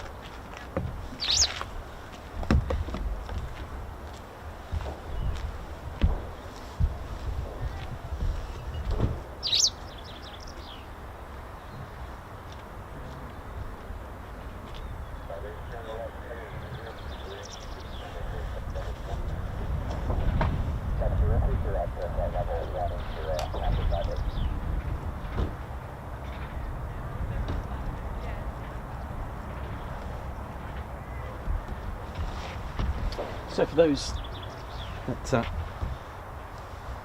just noticed the F-35 doing what looked like a wheelie, it is actually aerodynamic braking, and what that does, the idea is to use drag to slow down the aircraft, basically turning that undercarriage into a massive drag chute, and it just slows the aircraft down naturally. It's like when we were kids on windy days, we'd open our jackets up. I don't know if you've ever tried that and tried to get blown away by the wind. That's what it's doing. It's aero braking or aerodynamic braking, and that's what it's for, just slowing down naturally without using too much of the braking systems on the main landing gear, because there is no brakes. There are no brakes on the nose gear. That's quite standard on most aircraft.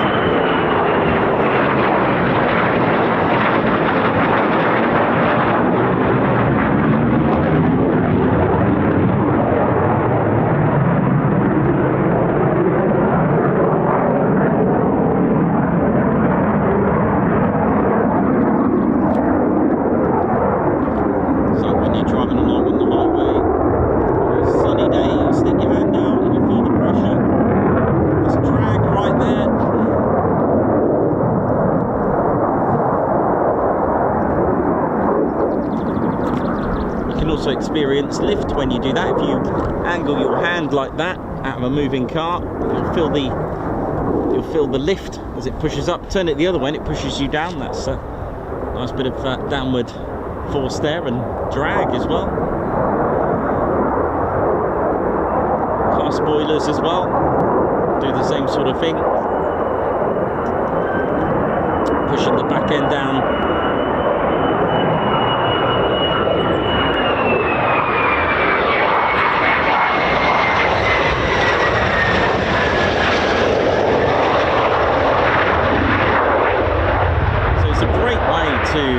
To save your brakes, get all that undercarriage, like a massive chute. So it uses the basically the whole underneath surface underneath to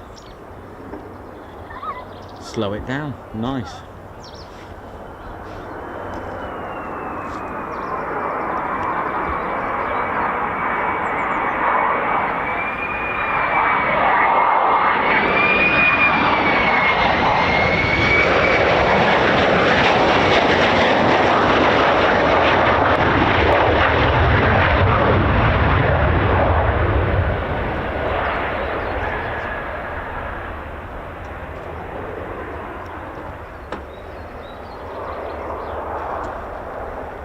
There you go, nice, look at that, just gently does it, boom.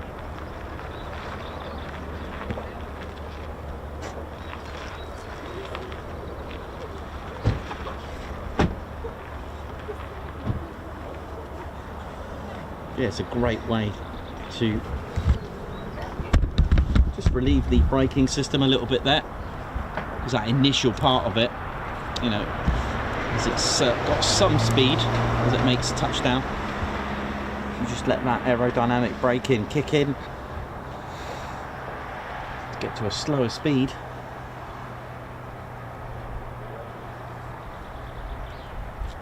One CAG, how you doing? Oi oi to you, hope you're good.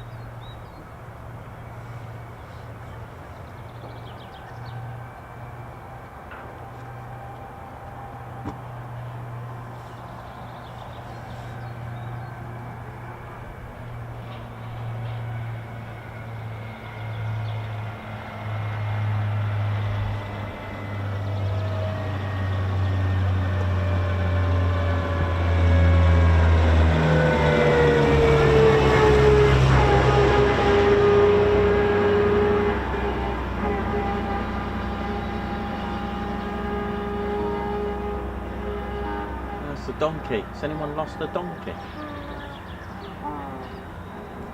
That's it there. The resident donkey there.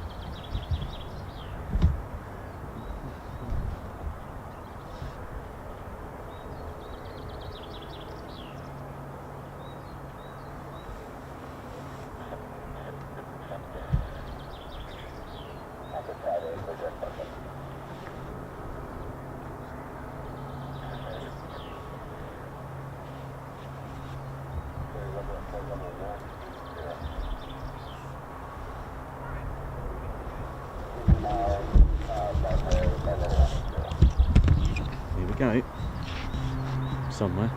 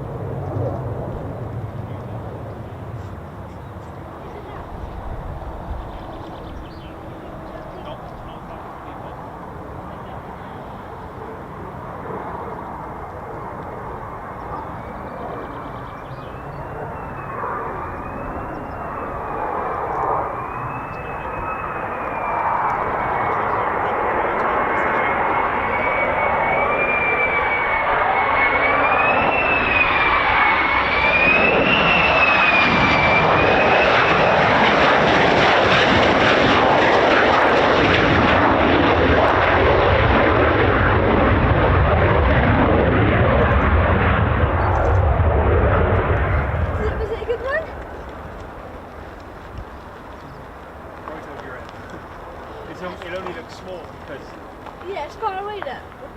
I mean, plus it is a jet. They dismissed it. Did you see the cross? Did you see them cross? Beautiful. I literally, I said got there and I was like, oh no, standing or no. Do you think there'll be more? Number 6. What time is that tonight? 3. That's it. What, come in? 2. Never seen the one land, won't be right. One Never area. seen 2 land. And then the diamond one, and then the diamond.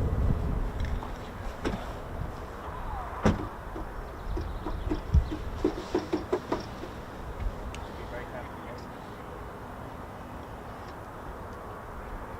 Biscuit. What? Biscuit.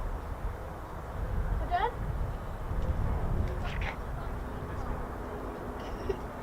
Yeah, I've been actually.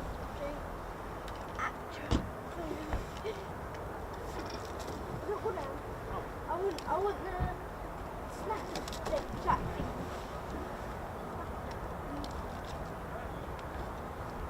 There's not vinegar. I don't know what they're called.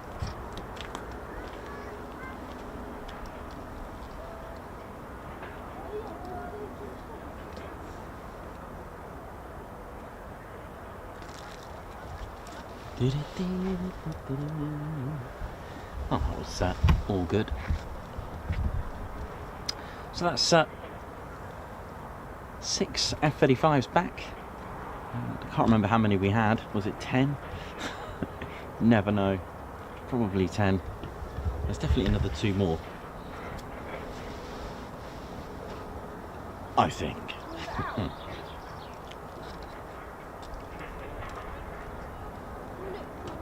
you see any?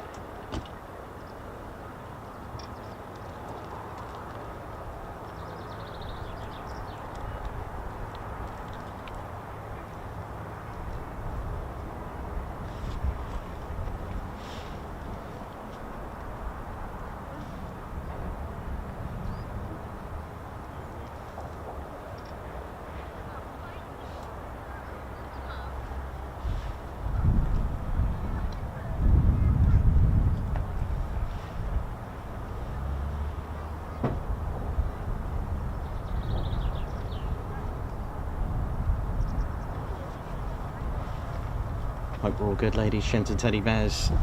Absolutely right. Yeah, I'm just having a look. I've covered tyres before. I can see that. Absolutely right. Aspen's just said about the nitrogen, dry nitrogen. Correct. If you used air that you put in your tyres in your car, for example, you see the thing is with nitrogen, it's kind of inert and doesn't respond to, let's say, the pressures, and you can get condensation built up in air in the tyres, which would cause a few problems when you're going at several thousands of feet in altitude. And if you start to get crystals forming and icing forming inside that tyre, that is going to cause it to burst. So it's a lot more reactive. Oxygen, for example, good old air in tyres. So that's one of the reasons, main reasons why they use dry oxygen. I think it can also be pressurized a lot more, I think, and that one is just a thought with nitrogen, because they are put under a lot of, I think they're tested at 5 times what they're supposed to be pressurized to, just to see how they would cope, because you can't just put it on the limit, like, yeah, it can, you know, what load it can take. You need to have some sort of massive margin with that.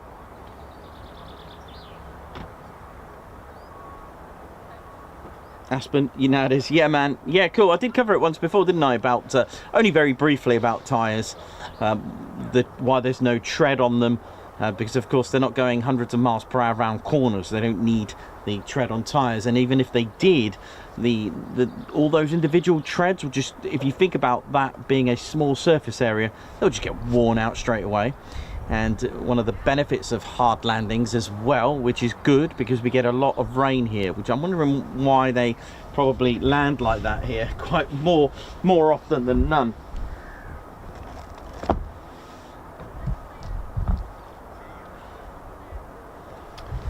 Yeah, so you can get what's called aqua or hydroplaning.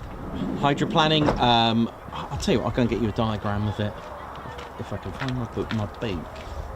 Did have it. because the last thing you want to do, you probably think on a wet runway, the best thing to do is to land softly. That would actually cause your aircraft not to actually make any impact, any contact rather, with the actual runway. So it's just literally just skidding on water, and then it can build up what's called aqua or hydroplaning. And what that does, it builds up the water on the front of your wheel and then just pushes you back up. So the best way is to do and initiate a hard landing to make sure that you've actually contacted the concrete or the tarmac, whatever. But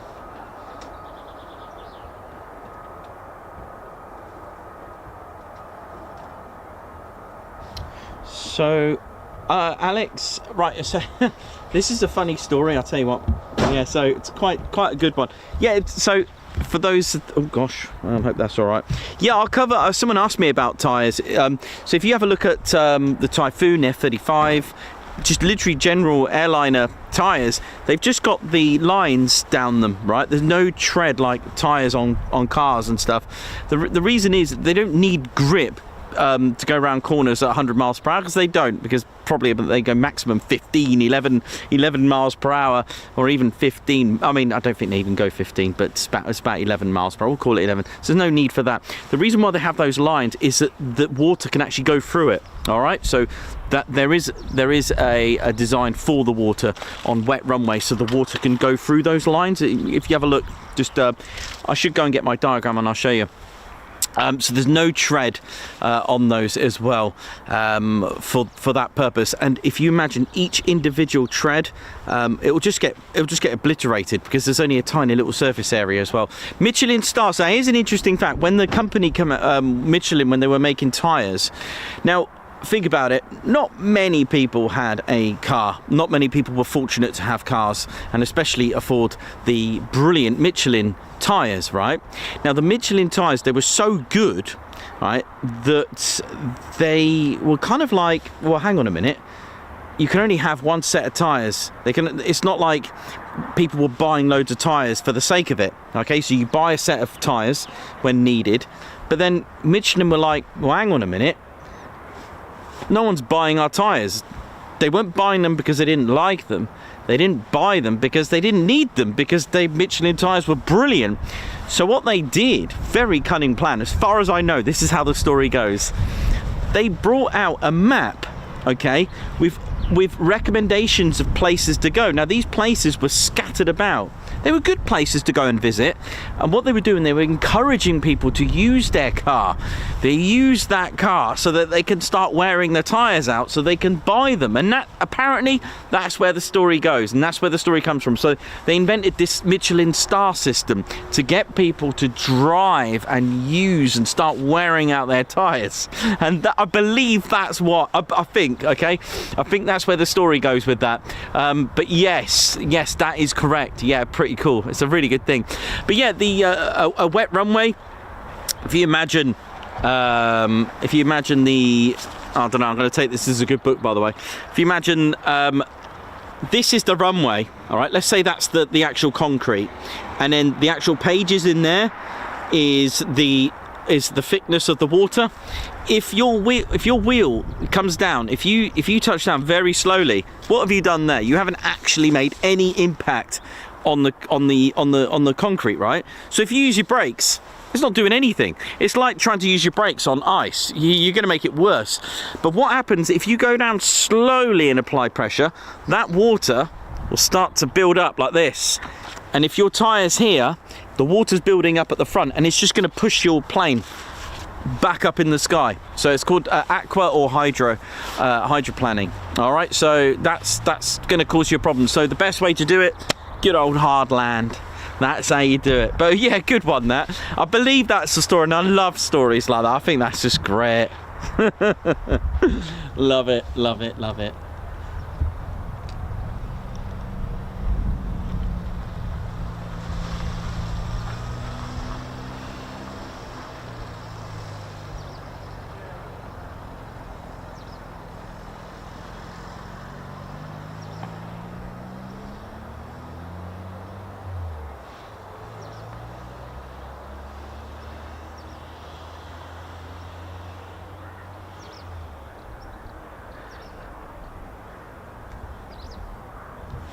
let me see if I can get you a diagram sorted for you.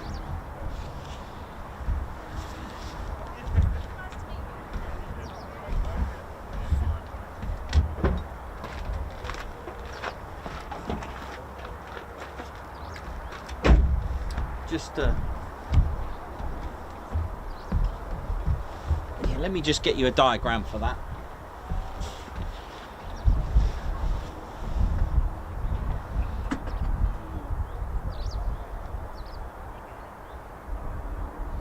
Yeah, so 1 second. Yeah,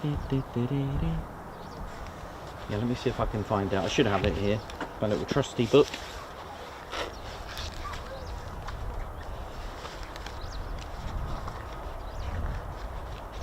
Yeah, here you go. So you got the water veins inside there. See, that's what an aircraft, even an airliner, that's a classic Typhoon.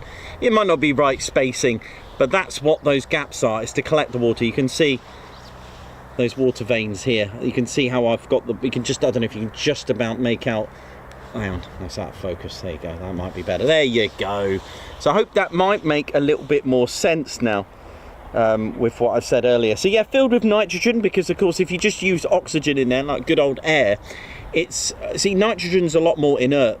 It's it won't react to pressure, it won't crystallize inside, it won't react to the cold, especially it will go about minus 32, maybe more up in the skies, maybe minus 52. And you know, it's quite interesting, isn't it, up there, because yeah, so those are the rain groove lines here, and that's what they're for. They're so that the plane can just, you know, actually go on a wet runway. And this is the hydroplaning here, hydroplaning or aquaplaning, depending on what you want to call it. And this is it. So you're not actually making any impact. Use the brakes. Not going to do a lot, and it's just going to push your plane back up in the skies, which makes you wonder as well. Then, you know, pressure gets lower and lower as you go high up in the sky. The air gets thinner, and yet you're getting temperatures of like minus 50, minus 32, which kind of proves in some ways then, if you think about it, you're actually, so I'm going a little bit scientific here, right? Let's think about this in, let's try and work this out, right? Are we then saying then that it, hang on a minute, just bear with me. Are we then saying that sunlight doesn't actually give heat? It's what reflects that gives heat. Because why does it go minus 52 up there? Surely it should be better here. Or worse here, sorry. Does that make sense? Oh, hello. Yeah. Does that make, you know where I'm going with this, right? So you know, why is it cold up there? Why is it minus 52? Anyway, I'll leave that to a professional. Yeah, no, leave me out that one. I'm not getting involved. I like this.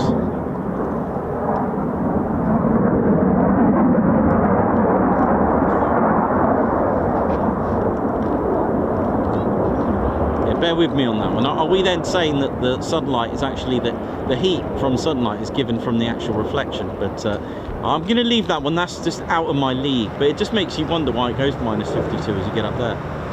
Why is it cold? Is it because we're closer to space? I have no idea. In fact, anyway, I'm going to leave it. Good night.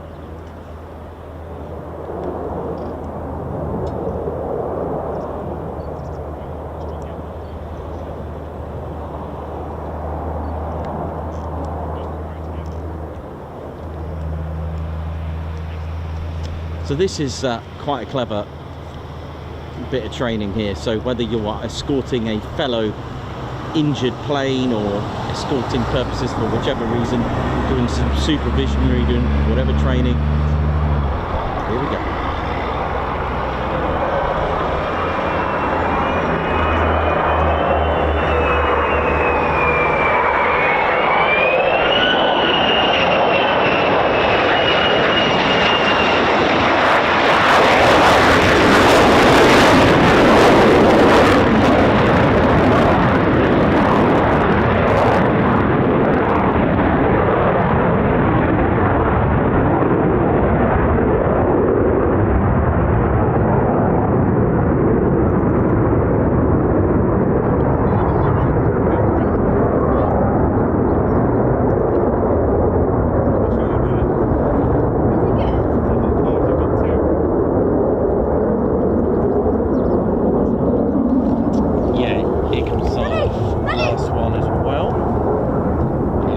sorry. So I think it was 10 in the end, wasn't it?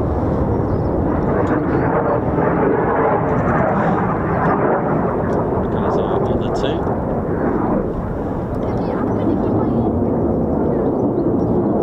It's nice to hear youngsters doing a bit of photography and been interested in the world of plane spotting there, and photography hand in hand.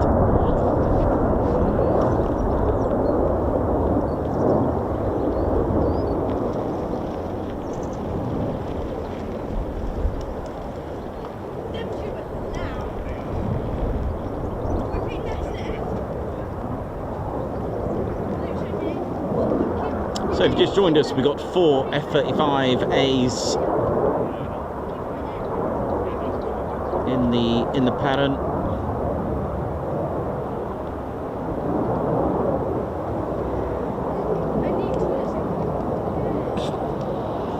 Live is live.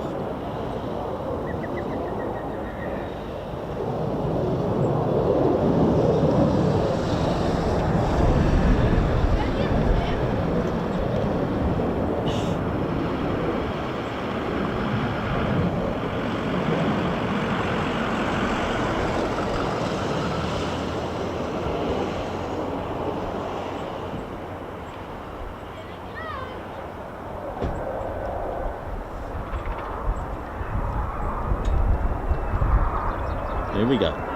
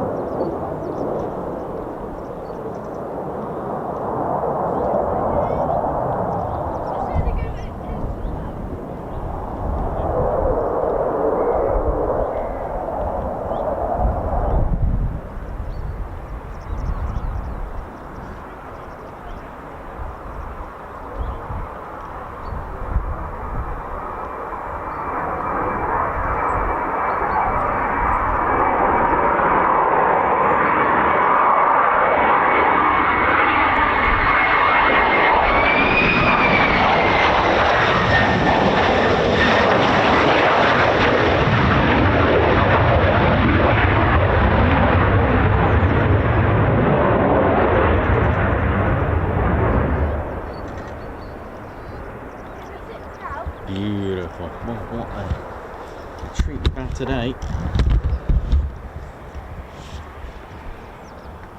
I didn't get the better.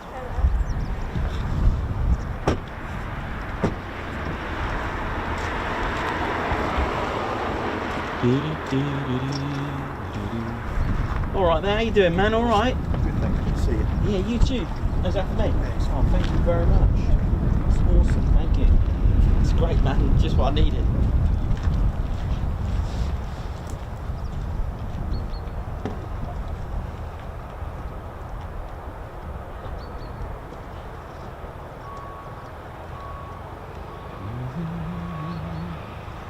Right, I think that is a lot, I think.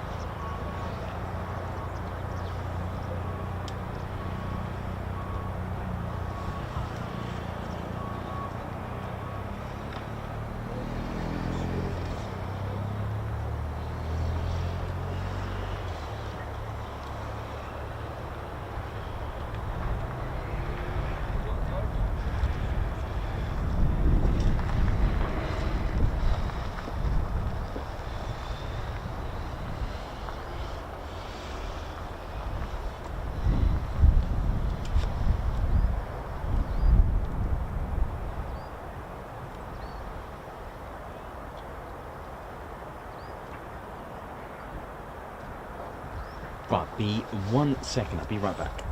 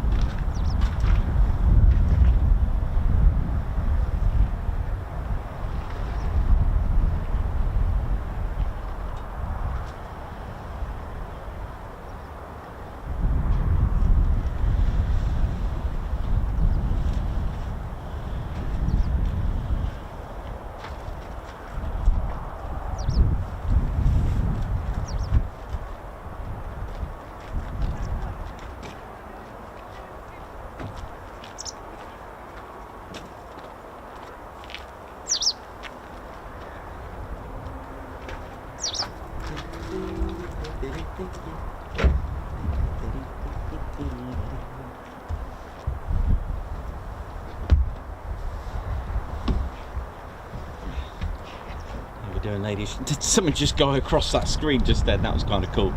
That was cool. I love shots like that. Nice.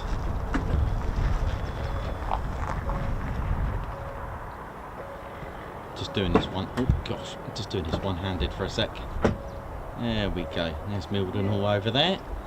Lovely. Wow. A very good day it's been. Lots of really amazing flying.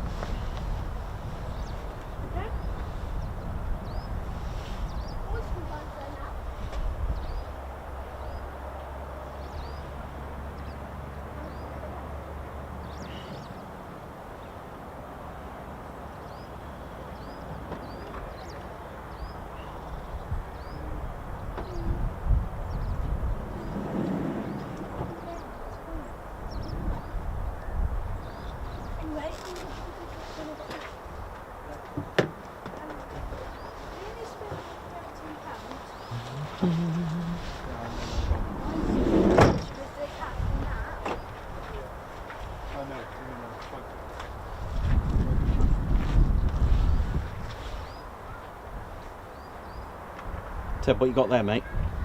So Ted, in 2023 in February, flew with the 492nd, and to commemorate his flight, we've Ted's got a little bear squadron going on here. The 492nd Bowler Bears is available on our website, tedconingsby.co.uk, and don't forget to grab yours. And it does have Velcro as well. I'll just show everyone the Velcro tape, because you're going to get that stuck to your fur and it'll be emotional. So yeah, pretty cool, isn't it, Ted? Oh, okay, he's off. Yeah, it's a pretty cool patch. I've got a couple here for you if anyone's interested in one. I've got, if you tuned in and want a Bowler Bears patch, do have them here. And if you're a member, don't forget to use your discount code if you want to. We do ship globally as well. So that could be it for the day.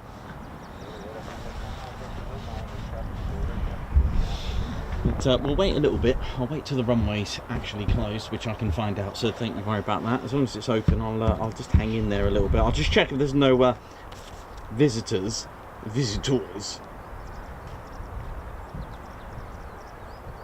Perez Matman Bush,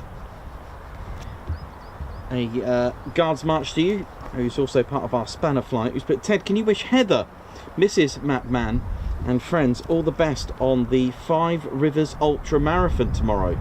53.04 miles. Felixstowe to Harwich. Wow. Or Harwich, but of course it is Harwich. A guards march. Yes, Perry. No problem at all. So all the best to Heather and friends for tomorrow's 5 Rivers Ultra Marathon tomorrow. Nice one. You got Triumph 1050 Travels with 28 months membership. Oi, have a good day, everyone. Guards march to you. Thank you very much. 1CAG Guards march, and a high five as well for that one, who's gifted a Ted Coningsby membership. Ross Howarth, congratulations. Oh, Ros Howarth. I think that's meant to say. Is it Ross or Ros? I'm going to go with Ros. Ros Howarth, congratulations on your 1-year milestone. Thank you very much, and it's been a great 12 months. Thank you very much, Ros Howarth. I hope I got that right. When it's all put together like that, all the words, it does make it challenging. David Fever, Harrier attack on the Spectrum, 48k. Nice. Guards march, thanks for the super. EP65, high five and a guards march. Thank you for gifting a Ted Coningsby membership. Wee Stevie Boy, high five. Thank you for gifting a Ted Coningsby membership. Alan Q, thanks a lot for the super. Looks like a good lineup for Fairford. Dawn Hobson, thank you very much for the super. Lynx Rain Bird, high five and a guards march. Thank you for gifting a Ted Coningsby membership. And finally, Wee Stevie Boy as well, a guards march to you for a super. Alright, I'm going to go and get my feelers out and have a little look, because that could be it potentially. It doesn't look good for anything in the near future right now over there, so that could be it, folks. I don't normally say folks, that's not Ted Coningsby, so that could be it, ladies, gents and teddy bears. There you go.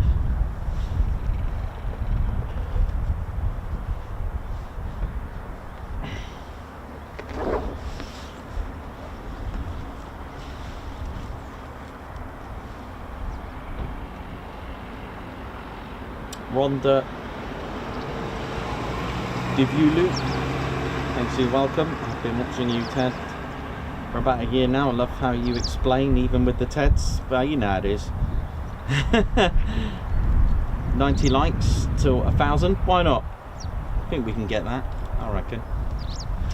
I'll tell you what I'll do. I'll have a quick break and then I will see how we're getting on. See you in a bit.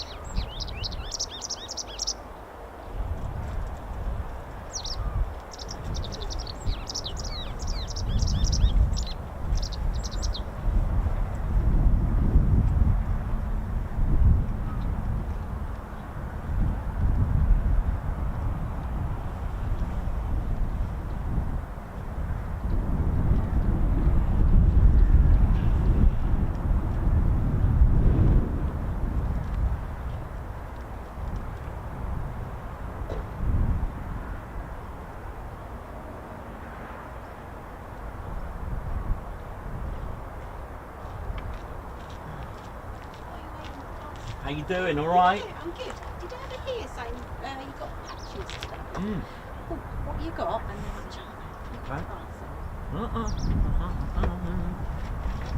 have to rate the van and see what we can find. You've got the new one.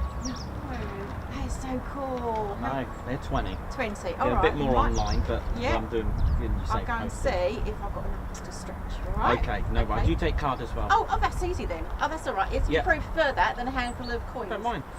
Actually, coins are good because You need change. car parks and stuff are always handy. Okay, but okay, but okay. no stress if you haven't got it. That's fine. I'll do card. It's not All really. right. No worries. Bless you.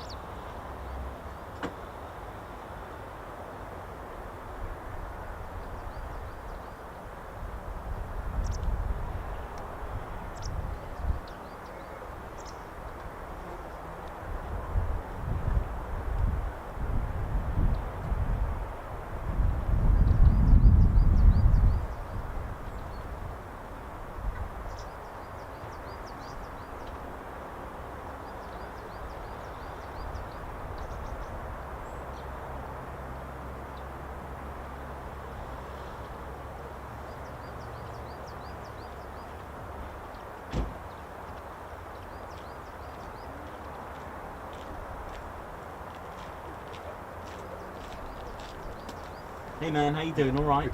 You? Yeah, good, thanks. You all right? Right to speak? Yeah, well, it's live, but you can say what you want. Well, it is. Can you remember at Duxford? I've got a Sally B membership, which will get you in.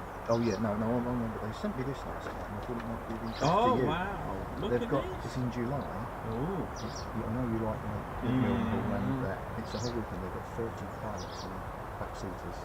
You're joking. No, but they've only sent it to me at the moment. So, would you be interested? So I've got to find out what's next. Okay. So you can message me. Do you want me to send you?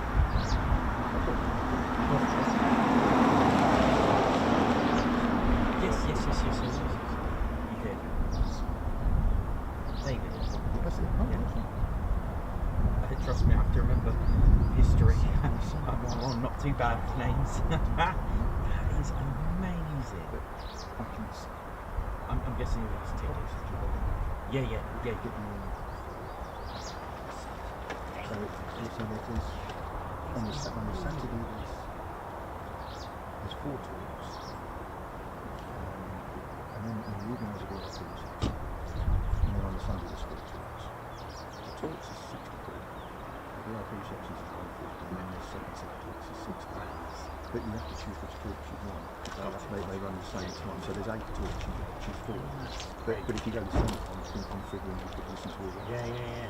But, That is amazing. I thought Yeah. Not too high. That is amazing. Yeah, I've got it. Okay. I should have it. Something. It did that. I'll send the link as well. Yes, I got it, mate. Yeah. Yeah, but you might need the link. Okay, if you send me the link, that'd be amazing. Okay. Thank you so much. It's fine. It was very cryptic.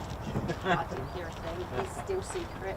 Oh yeah, I have got a handful. Careful what you wish for. I've Honestly, just raided the bag. You know, because when we go away and stuff, we always need this for. Yeah. I mean, I know you've got apps and stuff now, but Yeah. good old cat.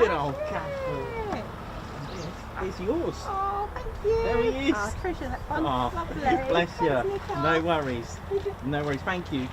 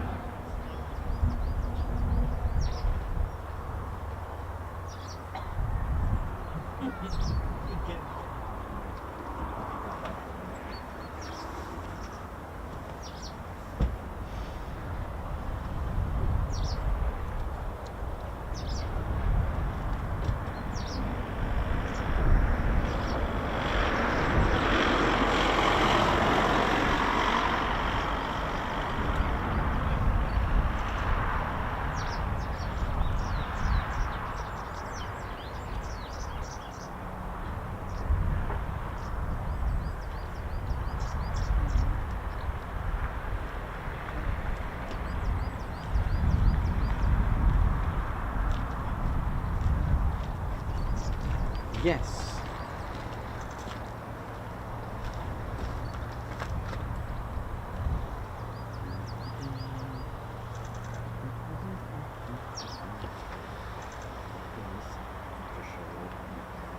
You see that? All right?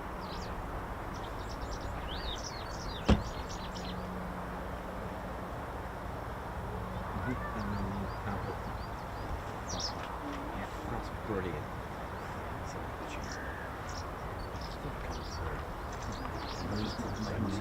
Yeah, I need to check.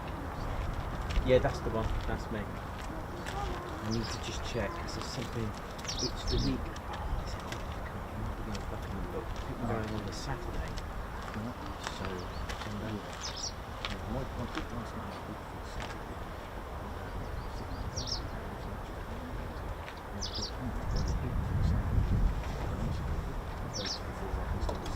no, that's not bad. But you've got guys there who've got Yeah. No, it's an absolute gem. And they do good things. We've even got like people who used to maintain the planes and do talks about their time.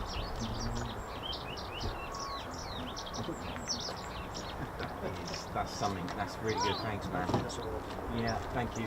Thank you.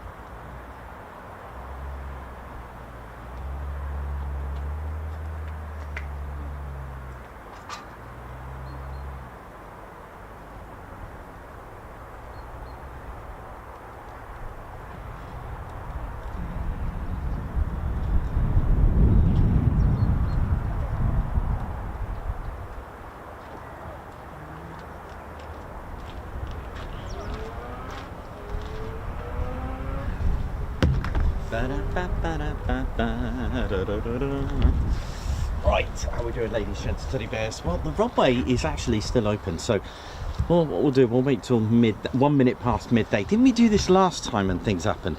Where was that happened? I can't remember where. Was it Coningsby? Or here? Monday. I think it was here, wasn't it, on Monday? I'm pretty sure it was Monday here, and something like that. Something like that. But there we go.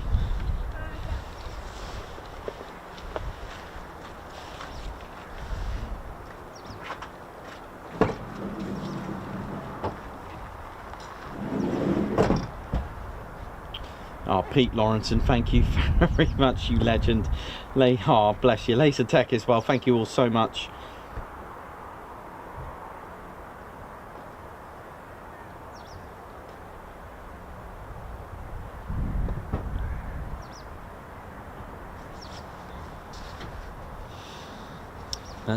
But potentially that could be it. And again, it's as far as F-15s are concerned, yeah, it's not looking great at the minute. So hang in there till, yeah, we'll give it till midday and see how we get on. I think it was 1 o'clock on Monday, wasn't it, that they went back up? I'm pretty sure, but hey, you know, get what you get. Let's get some long distance shots of a heavy across the road.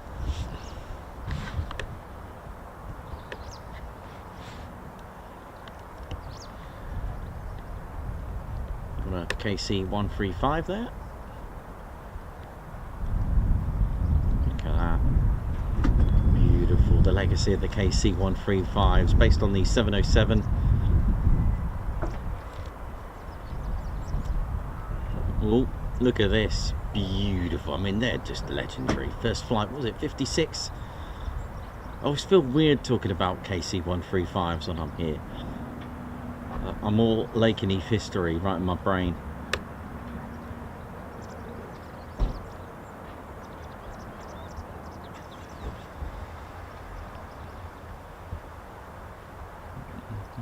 We're talking about 5 miles away here.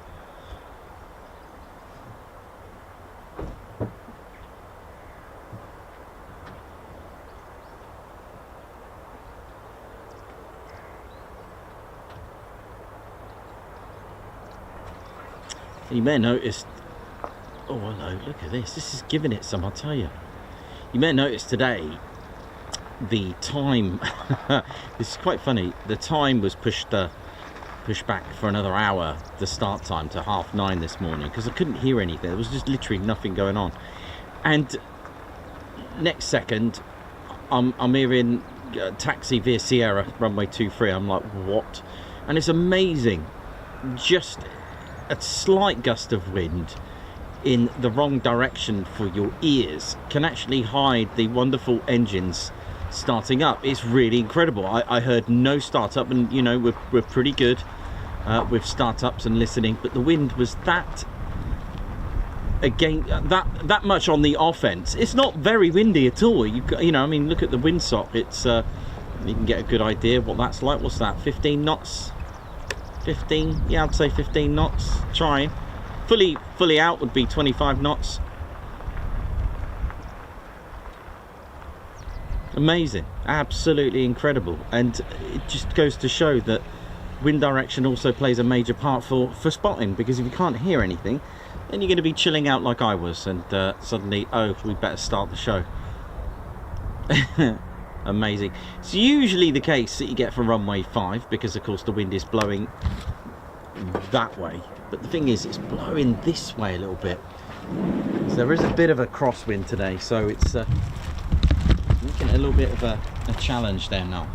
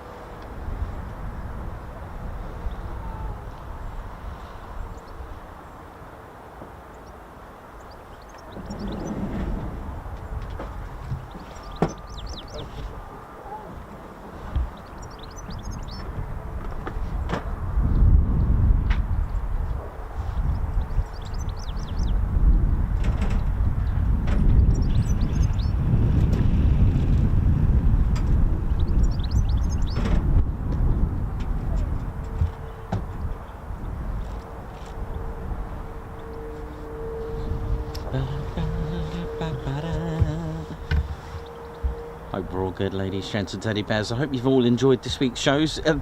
Actually, just 2 venues today, just 2 stations today, Coningsby and here, back to back. Wednesday, well, it was a good choice to not go on Wednesday. It was, it looked pretty bad. Pretty much the whole country was having all sorts of 4 seasons in one day, but that's quite common.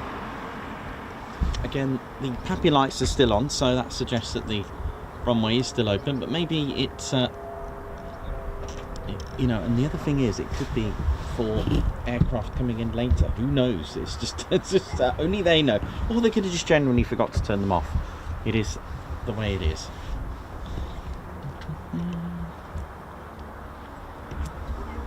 Maybe there's a, I don't know, a practice diversion booked in. Who knows? There we go.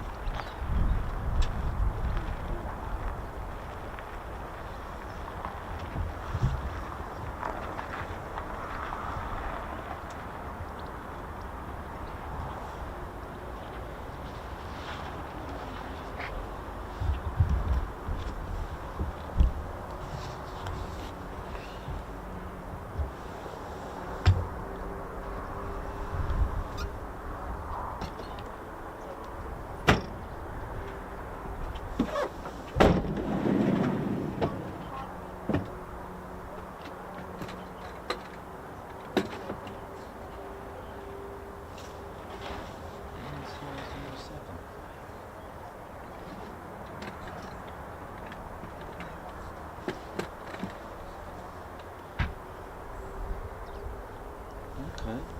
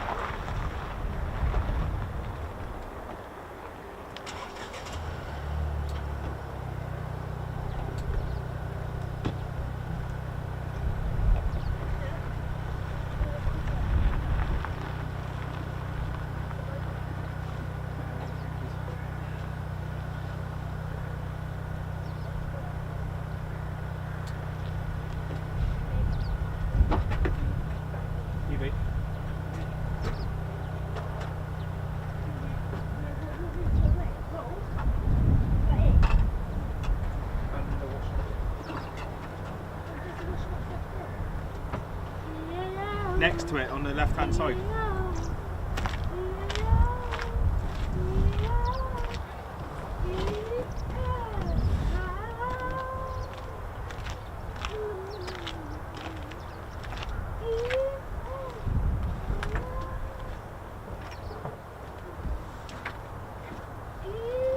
Keep it in. Stop mate, please.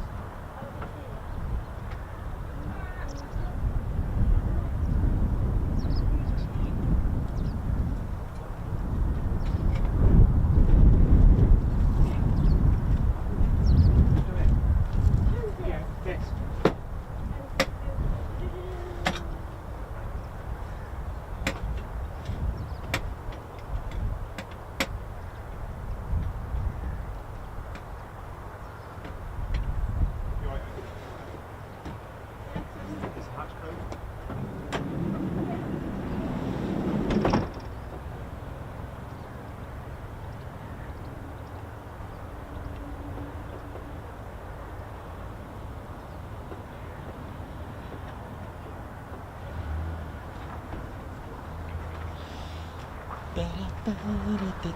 How we doing, ladies, gents, teddy bears? Yeah, I'm just waiting for ATIS to update just the automatic terminal information system,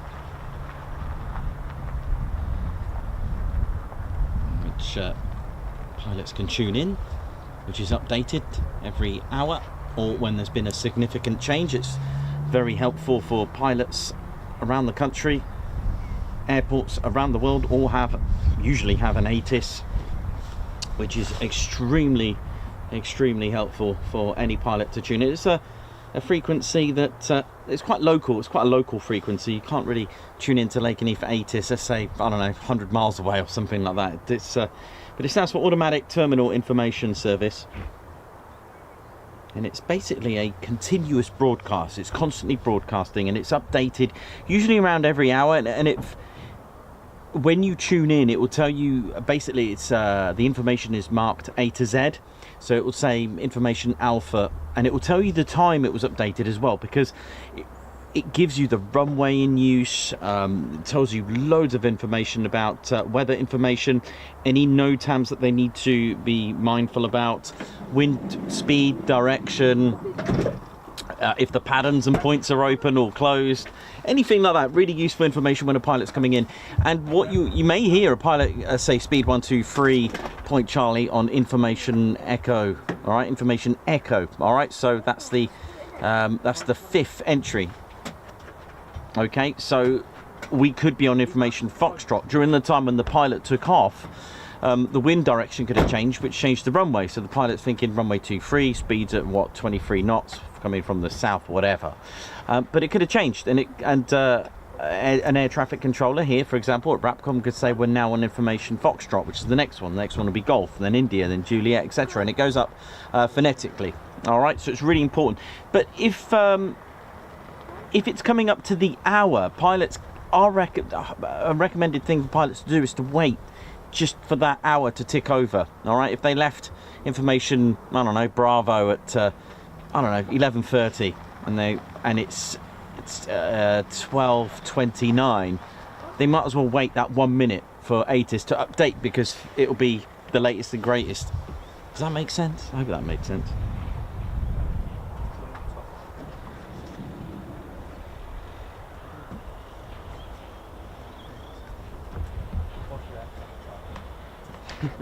Yeah, right, yeah, you did. Point Charlie. Yeah, Point Charlie was given to Righty and Kino for their sort of like that. They almost remind me of lookouts, like watchtower crew, just like iceberg.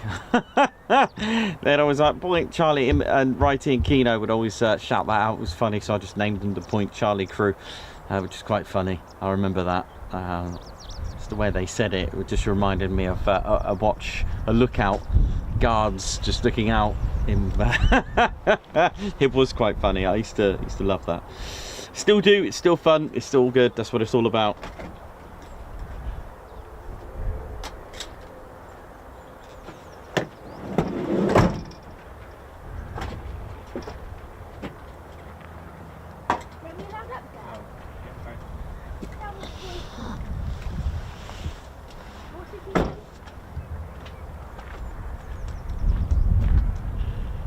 So I'm just waiting for the ATIS to update, which will be in about 11 minutes.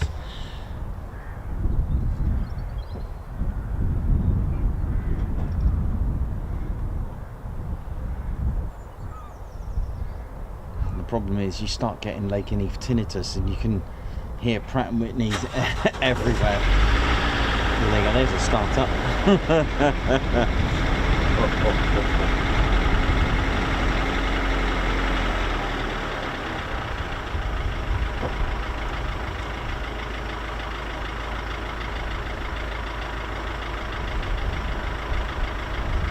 If anything, it sounds like F-35s, if anything. I can't hear any F-15s, it's a very different tone, and there's certainly no crew chiefs and ground crew coming out in a hurry, so... But yeah, I'll wait for this diesel power to just depart. I can hear some tone, I'll be honest with you, but I don't know whether that's my Lakenheath tinnitus, but we'll find out shortly.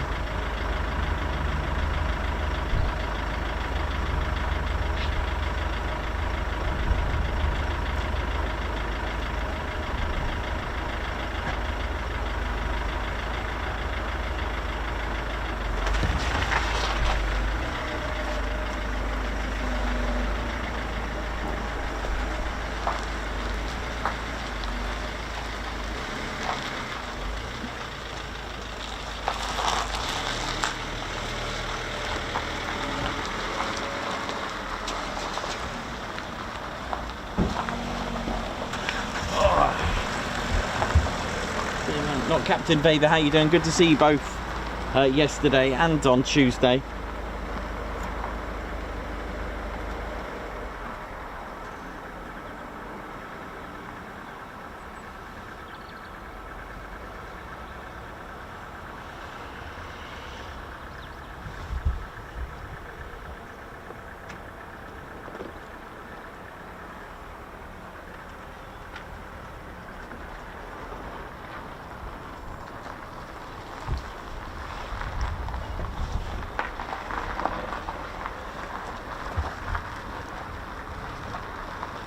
But yeah, the runway is still open. Like I said, there could be something arriving here later, who knows, or just open for diversion purposes, because Mildenhall is 24/7.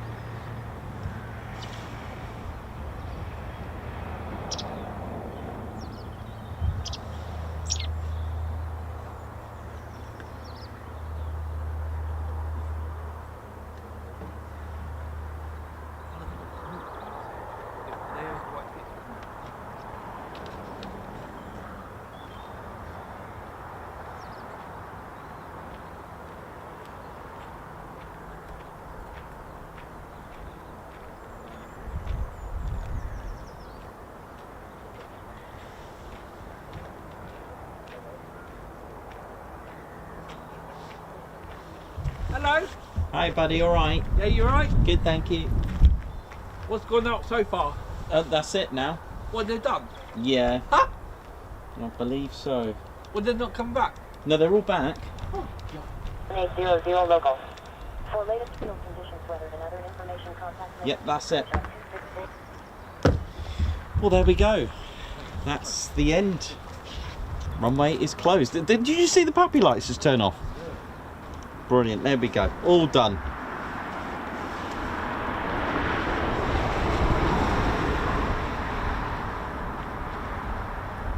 Right, we are good to go. Right then, Teddy, we're done. Right, I'll just see if there's any more guards marches, which there are. Ted, it's time for the weekend. I love this. It's all good. Teddy, come on, mate. So we've had our quick climbs today. We've had our Lakenheath fix for the week. And just to finish up with Christian, Kenny, high five. Thank you for joining the Ted Coningsby Squadron. A guards march to you. Laser Tech, high five. Thanks for the super chat. Guards march. Pete Lawrenson, cold one when you get home. High five. Paw pump for that one. Ted's getting a bit excited. Yeah, you can have a cold one as well. And for those that like to know Ted's favourite drink, I'll tell you what, how well do you know Ted? Type of drink and brand in the comments. Let's go. If you know Ted very well, you know exactly what. In fact, I'll go and get you one, Ted. All right. Yeah, we'll go and get one. We'll go and get Ted. So how well do you know Ted? What is Ted's favourite drink and the brand? Okay, try and go for it. And let me have a look before we finish up. Let's have a look. See if anyone got it. Come on. Let's have a look. Nearly 1,000 likes as well. Go on, put them in the comments before we finish up. Let's see if you got it right. See who's going to be the first. Right, who's going to be the first one to get it right? Come on, before we're done. Oh, Mark Moody, can't remember the brand. Come on, you can do it. It's blocks. Correct, it is Voss Water. It is. There's a few in there now. Dr. Soda, Embargo. Because Ted's a bit of a fan of Dwayne Johnson. He's a bit of a fan of The Rock. So I'm not sure if the wrestling side, but Ted likes the way he does his eyebrow. Yeah, he likes the way he does his eyebrow there. But honestly, thank you very much. So RAF Lakenheath 48 Fighter Wing, big salute to all of you. Thank you so much. And thank you very much to all our fans, members and viewers. Thank you so much for tuning in this week. It's been good fun. And that's us done. Ladies and gentlemen, Nikos, Squadron Leader Ted Coningsby. Hope you've enjoyed it. And for the last time for the week, it is see you soon. Wish you well. See you, everyone. Have the best weekend. And 1,000 likes to finish. Love it.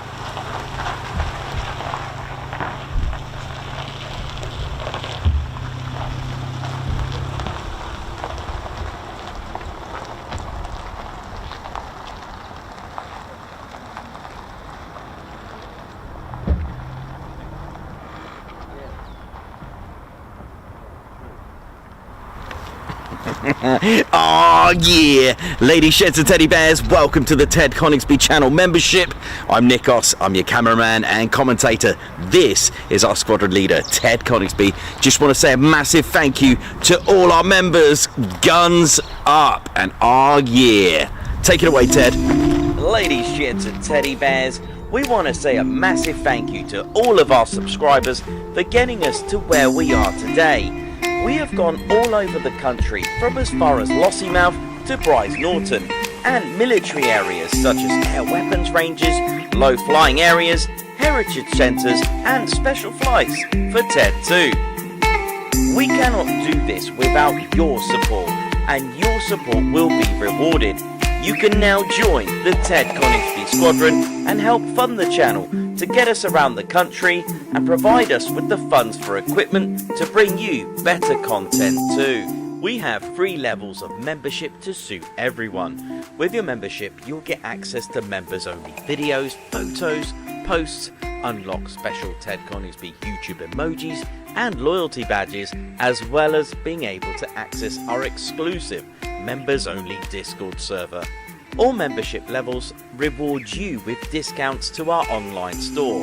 Our top level Fighter Squadron was inspired by many of our fans who supported the channel massively. This is more of a personal experience with me and Ted, giving you exclusive live streams and content from behind the scenes photos, special info and updates, as well as a free Ted Coningsby Fighter Squadron patch for joining. Whichever membership level suits you, we want to say a massive thank you for choosing to join the Ted Coningsby Squadron. Ah, yeah.